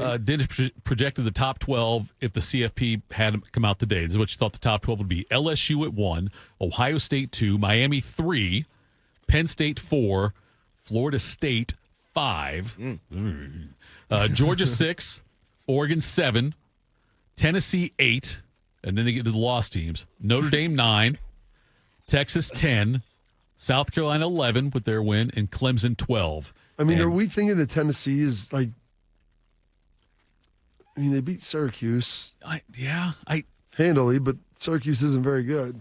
No, I guess the thing is, if you're ranking the CFP rankings after 1 week, are you literally saying like, well, if the season ended today, here's what their resume looks like? Because I guess by that, they're a winless team. They have a win over a Power 4 opponent who won 10 games last year, but. And so in that one right there, the way it would play out, then the number 12 team Clemson and number 11 South Carolina will get left out. because she has USF as the American champ, Group of 5, Yeah, and she who had could forget? Arizona State as the Big 12 champ. Yeah, USF get in for sure. I mean, they smoked Boise. You know, your sample Top 25 size is win. 1. I mean, Right. not that I listen. Alex Golish, Dublin native, Ohio State alum, love him, great guy, and they were very good. But yeah, 1 game does not a season make. I'll say, to be fair, they've knocked off every top 25 team on their schedule so Yep. far this year, Bob. Very Let's true. not discount that. All right, coming next, we'll tell you what's got us juiced. Morning Juice. When it comes to protecting your business, whether it's your staff, property, or assets, don't make a crucial mistake by contracting companies that provide subpar and unprofessional service. What you need is a security partner known for their unwavering professionalism and unnatural liability. You need Event Risk. Event Risk is a U.S.-based, veteran-owned company that not only specializes in on-site guarding, but also offers armed security associates and executive protection agents. Event Risk, elite protection for your peace of mind. Hello, my name is Eric Rose, CEO and founder of Event Risk Security Services. We are a U.S.-based, veteran-owned company providing protection services and consulting to Fortune 500 corporations, movie studios, celebrities, and high-net-worth individuals. If you're tired of fluff margins with low compensation for poor quality security officers and an endless revolving door of vendor staffing, then give us a try. For virtually the same cost, we can then address what keeps you up at night. Visit eventriskinc.com. I've been playing sports all my life. Little football, basketball, pickleball, cross training, mud events, Spartan races and things like that. For Dr. Eric Williams, a successful chiropractor, staying active means everything. So when nagging knee pain slowed him down, he didn't want drugs or invasive surgery. He found a natural way to get lasting relief. QC Kinetics Cellular Therapies. We're using my body's natural abilities to get better. And that's huge. In time, that's going to be the way of the future. Using your own body's ability to heal. Now I can play day to day and not have that severe pain. Now he's back out there doing what he loves, thanks to QC Kinetics. Life is good. You're not going to slow me down. Leave the pain behind and get moving. Book your free consultation today with QC Kinetics. Call QC Kinetics, 380-208-4544. That's 380-208-4544. 380-208-4544. Hey, Max, you look absolutely dashing in that purple tie. Ready to harness the world? You bet, Daisy. I'm ready as I'll ever be. And might I say, your purple tie really pops with your vest. Thanks. I almost went with a cape, but didn't want to come across as pretentious. Nonsense. Anyone in our line of work should rock a cape. You might be onto something, Max. Phew, so here we go. First day on the job. We've got this, right? Right. Don't forget, we both graduated from Dogs Inc. with honors. Which means I can guide my human around a busy city with ease. And I can give my human a restful night. I hope my human is kind and loving. And I hope mine likes wet kisses and zoomies. Ready to make a difference? Born ready. Let's go. Discover how extraordinary dogs like Daisy and Max change lives at no cost to the recipients. Visit dogsinc.org. One man is a national champion, NFL veteran, and local business leader. The other man is Tito. This is Morning Juice. Sponsored by Riverside Bank of Dublin. Here's Bobby and Tito. All right. Here we go. It's an appetizer threes day at Roosters. And it means you get to win a $50 gift card if you get the question correct. The featured appetizer, by the way, is the mini corn dogs. They're tasty. They're delicious. Go check them out for $3. The question we have today, 614-821-1460 is the number. We had Schlegs on. He was talking about what music he wanted played at his funeral. He mentioned 2 different types or 2 different deals. So one of them, either or, we'll take. 614-821-1460 is the number. Get it to Bo to get the $50 Roosters gift card. Y'all are morbid. Why? You guys talk about death way too much, you guys. You guys. Why? You linebackers. You former linebackers. I don't know. That's what my wife, this came up yesterday. I was about something. A friend of mine's got, a health issue, and she was making fun of it. My daughter was like, it's a coping mechanism. I'm like, yeah. I go, why do you think I joke about CTE and turning into Joe Biden when I'm older? And my wife's like, not many people do that. I go, yeah, you kidding me? Look at my dad. So he's in good shape. I go, yeah, thankfully. You could look at most of the guys that are his age. I was like, they put Dwight Clark in the ground about 8 years ago for ALS. Like, what are we talking about? But you would still play football today. Yeah, it's fine. What are we talking about? Well, I mean, it's fine. I also tell a pilot to take off when they say the weather's bad. No, I don't care. Like, I know, Bob. Like, as your dad has all these contemporaries that aren't doing as well as he is. They're dead or either should be. Right. But and so they've certainly aged quicker than a lot of people. Yeah. And so I find it curious or I had never had aspirations to live to 100 years old. No, I get that. I get that. I don't have aspirations to live much past 80. That'd be great. So we'll be good. Like that's I'd rather have some quality years and be good with that. So I try to take care of myself the best I can and enjoy my life. But yeah, it's who do we have over there, Bodie? Brandon, not Steph's brother, but Brandon Curry was all over it. Last of the Mohicans and Braveheart. Got them both? He got them both, yep. There you go. $100 gift card? I don't know if that's how it works. All right, what's got us juiced?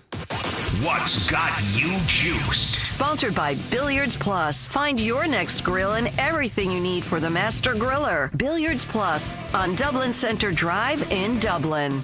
Oh, what's got me juiced? The day after Labor Day, Bill Belichick not juiced last night. That was a juiceless game. You root for him? What? Do you root for him? I wanted to see them do well. Yeah, I like Bill. I think he's a really good coach. I was curious to see how this was going to work out. First drive, it looked very promising. Right. But the end was very sudden. Things unraveled quickly from there, unfortunately for them. So that was a bit disappointing. Good day, though. Got a chance to go back to Lancaster, go see my brother, his in-laws, hang out, had a little Labor Day party there. And my daughter even came, so all four of the kids. We had RJ drive there and back, which was always fun. So my wife's like, I don't know if I like this with all the other kids in the car. I'm like, I'm not trying to die, and I'm sitting shotgun. I'll be the first to see the car that we hit. So what are we talking about? We got to learn sometime. Keep sending him up. Like, let's go. He's doing a good job. He's getting better. Like, how else do you learn how to drive but by driving? And inherently, it's going to be a little scary for the parent. Like, that's just part of it, but we're going to get better. We're going to work through it. Reps make you better. Practice makes you better, but you've got to lean into it, and you got to work at it for it to be able to work. So there we go. We're going to get a lot of reps. Still juiced up over the Ohio State victory. It was a tremendous one for them today, or on Saturday, and now we get back to the grind and got a little bit of a lull here for the next 2.5, 3 weeks, although that OU game they will need to be locked in for before they ultimately have a bye and then head out to Washington. But this season started off the way that you wanted it, and you still bask in the glow a little bit there, especially coming off Labor Day weekend. And we got the NFL coming up here, which is going to be very, very exciting as well. Can't wait to dive into that. And on Thursday night, see Jared and the boys out there. Is it Philadelphia and Dallas? Oh, yeah. How's Bodie going to look on Friday? Oh, depends how the game looks. I was going to say, give me a result. I'll give you an answer. Absolutely. So we'll see how that goes right there. Bodie, what's Schleg's got to say? Like that little green guy from SpongeBob SquarePants where he goes in there to SpongeBob's brain trying to find. Listen, we don't watch SpongeBob at our house, Schlags. I'm just, he's trying to find the secret recipe for the Krabby Patty. I mean, it's just real talk. Any context on that one? Yeah, Bob, I don't know how they got into it, but I was like, dude, I hate SpongeBob with a fire of 1,000 suns. Oh, I love SpongeBob. Oh, it's ridiculous. It's nonsense. Like, give me some. I don't know. I'm like, watch my kids. I mean, you're getting dumber from watching this. China's kicking our butt. Not everything's supposed to make you smarter. It is. We're not wasting time, Bodie. I said we only got so much time here. We're getting better. I'm gonna watch SpongeBob. We're not watching Get the History SpongeBob. Channel on. I don't You don't care. let your kids watch it? Hell no, not that nonsense. My parents didn't let us watch crap either. When you get older, then you can do mindless watch for entertainment. But we're trying to develop you as a human right now, not watch this stuff that's going to rot your brain. And those kids over in China are doing logarithmic math at like 8 years old. I see them up at my daughter when she was at the racket club. They'd be there doing tennis, and the younger kid that's like 6 years old, the mom's just beating him on the hand, yelling at him about his math, and he's over there doing stuff that I did in junior high. I was like, my goodness. We got to get this crap together. Buckeyes. I don't let my kids watch SpongeBob either. I was just curious. I don't know. What? Really? No, I don't let them watch it, yeah. That's They probably watch it. They probably watch it out there. Like I could walk in there watching YouTube Shorts. They know to get that crap off right now. Oh, we do that with the YouTube thing. Yeah, it's terrible because YouTube Shorts. It's not even the content; it's the delivery mechanism and how it rots your brain and it conditions you to not be able to focus longer because you're getting fed stuff in 30-second to 45-second bites, and so then that's how it wires your program to consume information. It's really a terrible thing. Sorry, buddy. No, you're What's good. got you juice, Bodie? Yeah, SpongeBob, baby, let's go. I used to watch SpongeBob all the time. I made it this far, so. And now you're working with Tito. I get where time of my life, Tito. Yes. What's rotting my brain is the 4 to 5 hours of sleep at night I get. Lord, tell me about I it. do get where you're coming from, though, with the social media in general today, because it really just can be so nonstop. Our internet wasn't working. You would have thought that you would have thought that I just went into like The a world is heroin ending. house and just took all the drugs away from the kids. You go out and buy milk and toilet paper? Yeah, exactly. Dad, is this what it's like when we're dead? Yeah. I can only get 4 posts a load at a time. They don't come back.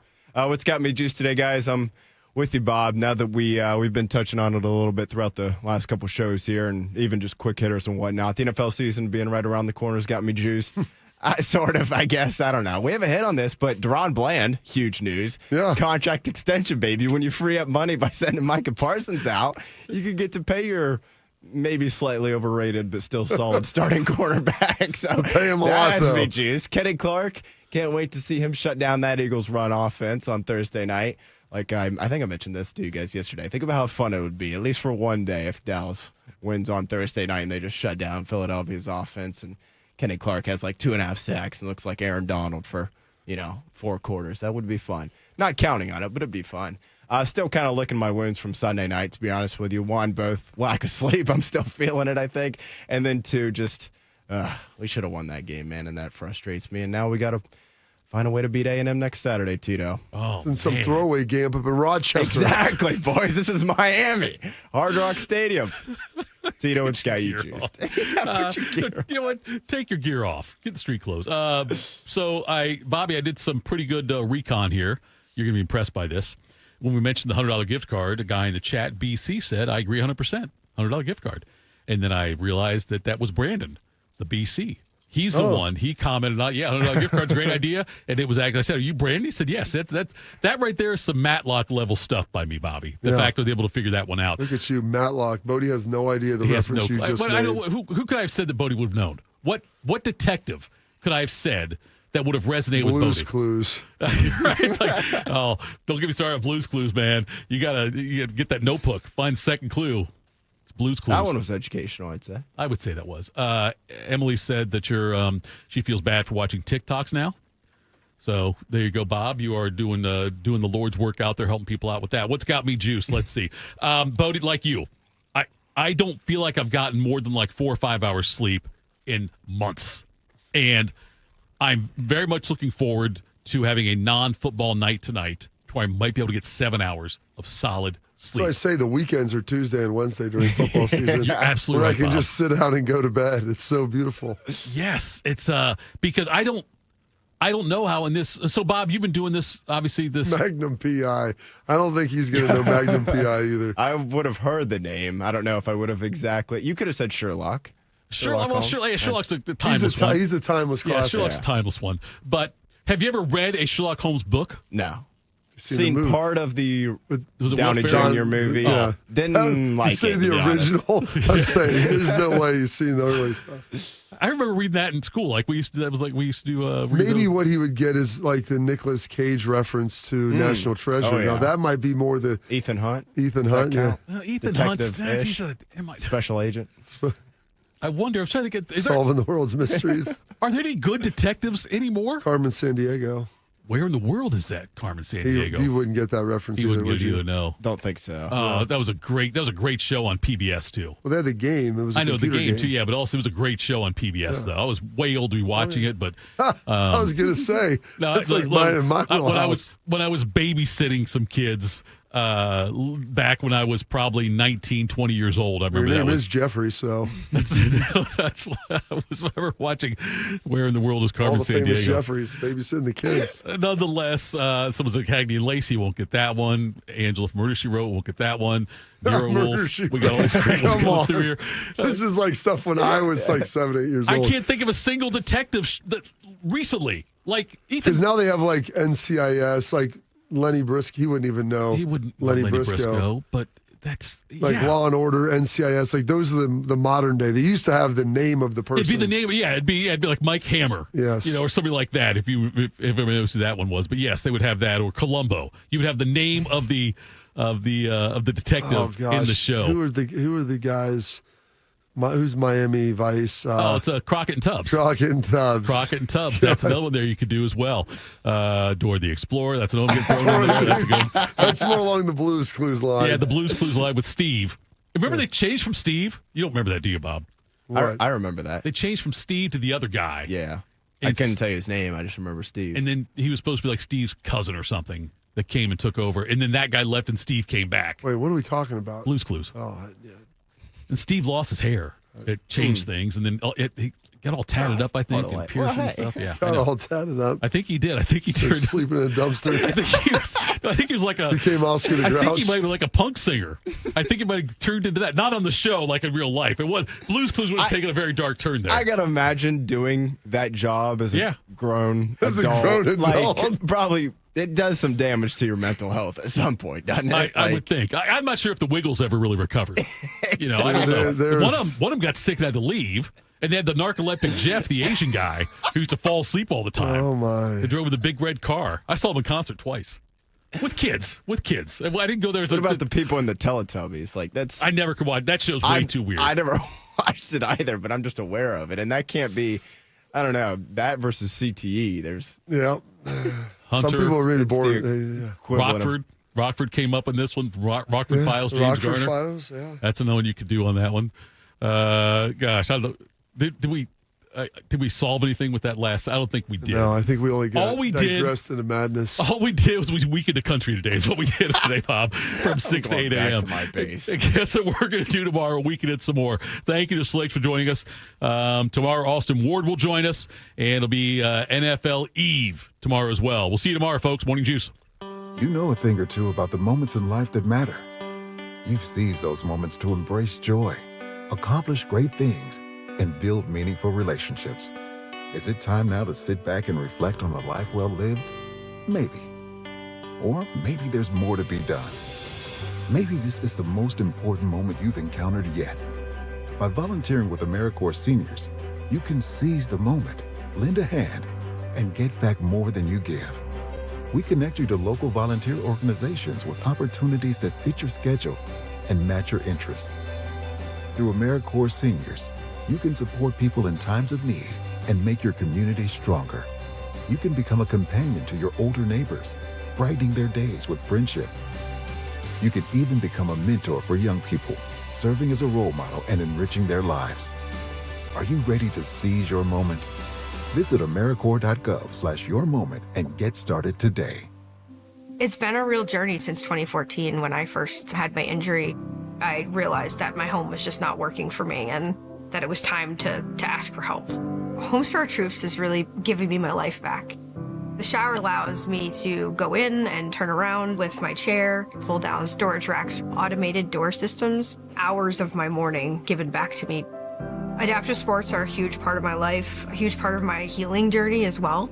Homes for Our Troops helped with making sure that I had a home gym so that I can continue to train. This past year, I was able to host Thanksgiving in my home. And it was the first time I was able to have my whole family in one place and I was able to contribute to the meal. There are a lot more veterans in need and Homes for Our Troops is going to be there to help them too. Homes for Our Troops builds and donates specially adapted custom homes nationwide for severely injured post 9/11 veterans and enables them to rebuild their lives. Join our mission at hfotusa.org. We ask parents who adopted teens to share their journey. Nathan has taught me to embrace the moment. Age-wise, I'm in my late 60s. I'm old enough to be his grandfather. Will he be embarrassed to acknowledge me as his dad? I think the most important thing we can do is let them know that they're safe, that they're valued and cared for and loved, and that they're important. I knew I wanted to be adopted by him because of how he taught me to be the person who I am today. And it's coming from a dad that didn't expect to become a dad. And I feel very proud to be a son. That was what he needed, and he was what I needed. Every day is full of new opportunities. That's what it's been about, realizing the simple things that it takes to make such a huge difference in these kids' lives. Learn about adopting a teen from foster care at adoptuskids.org. Brought to you by Adopt US Kids, the U.S. Department of Health and Human Services.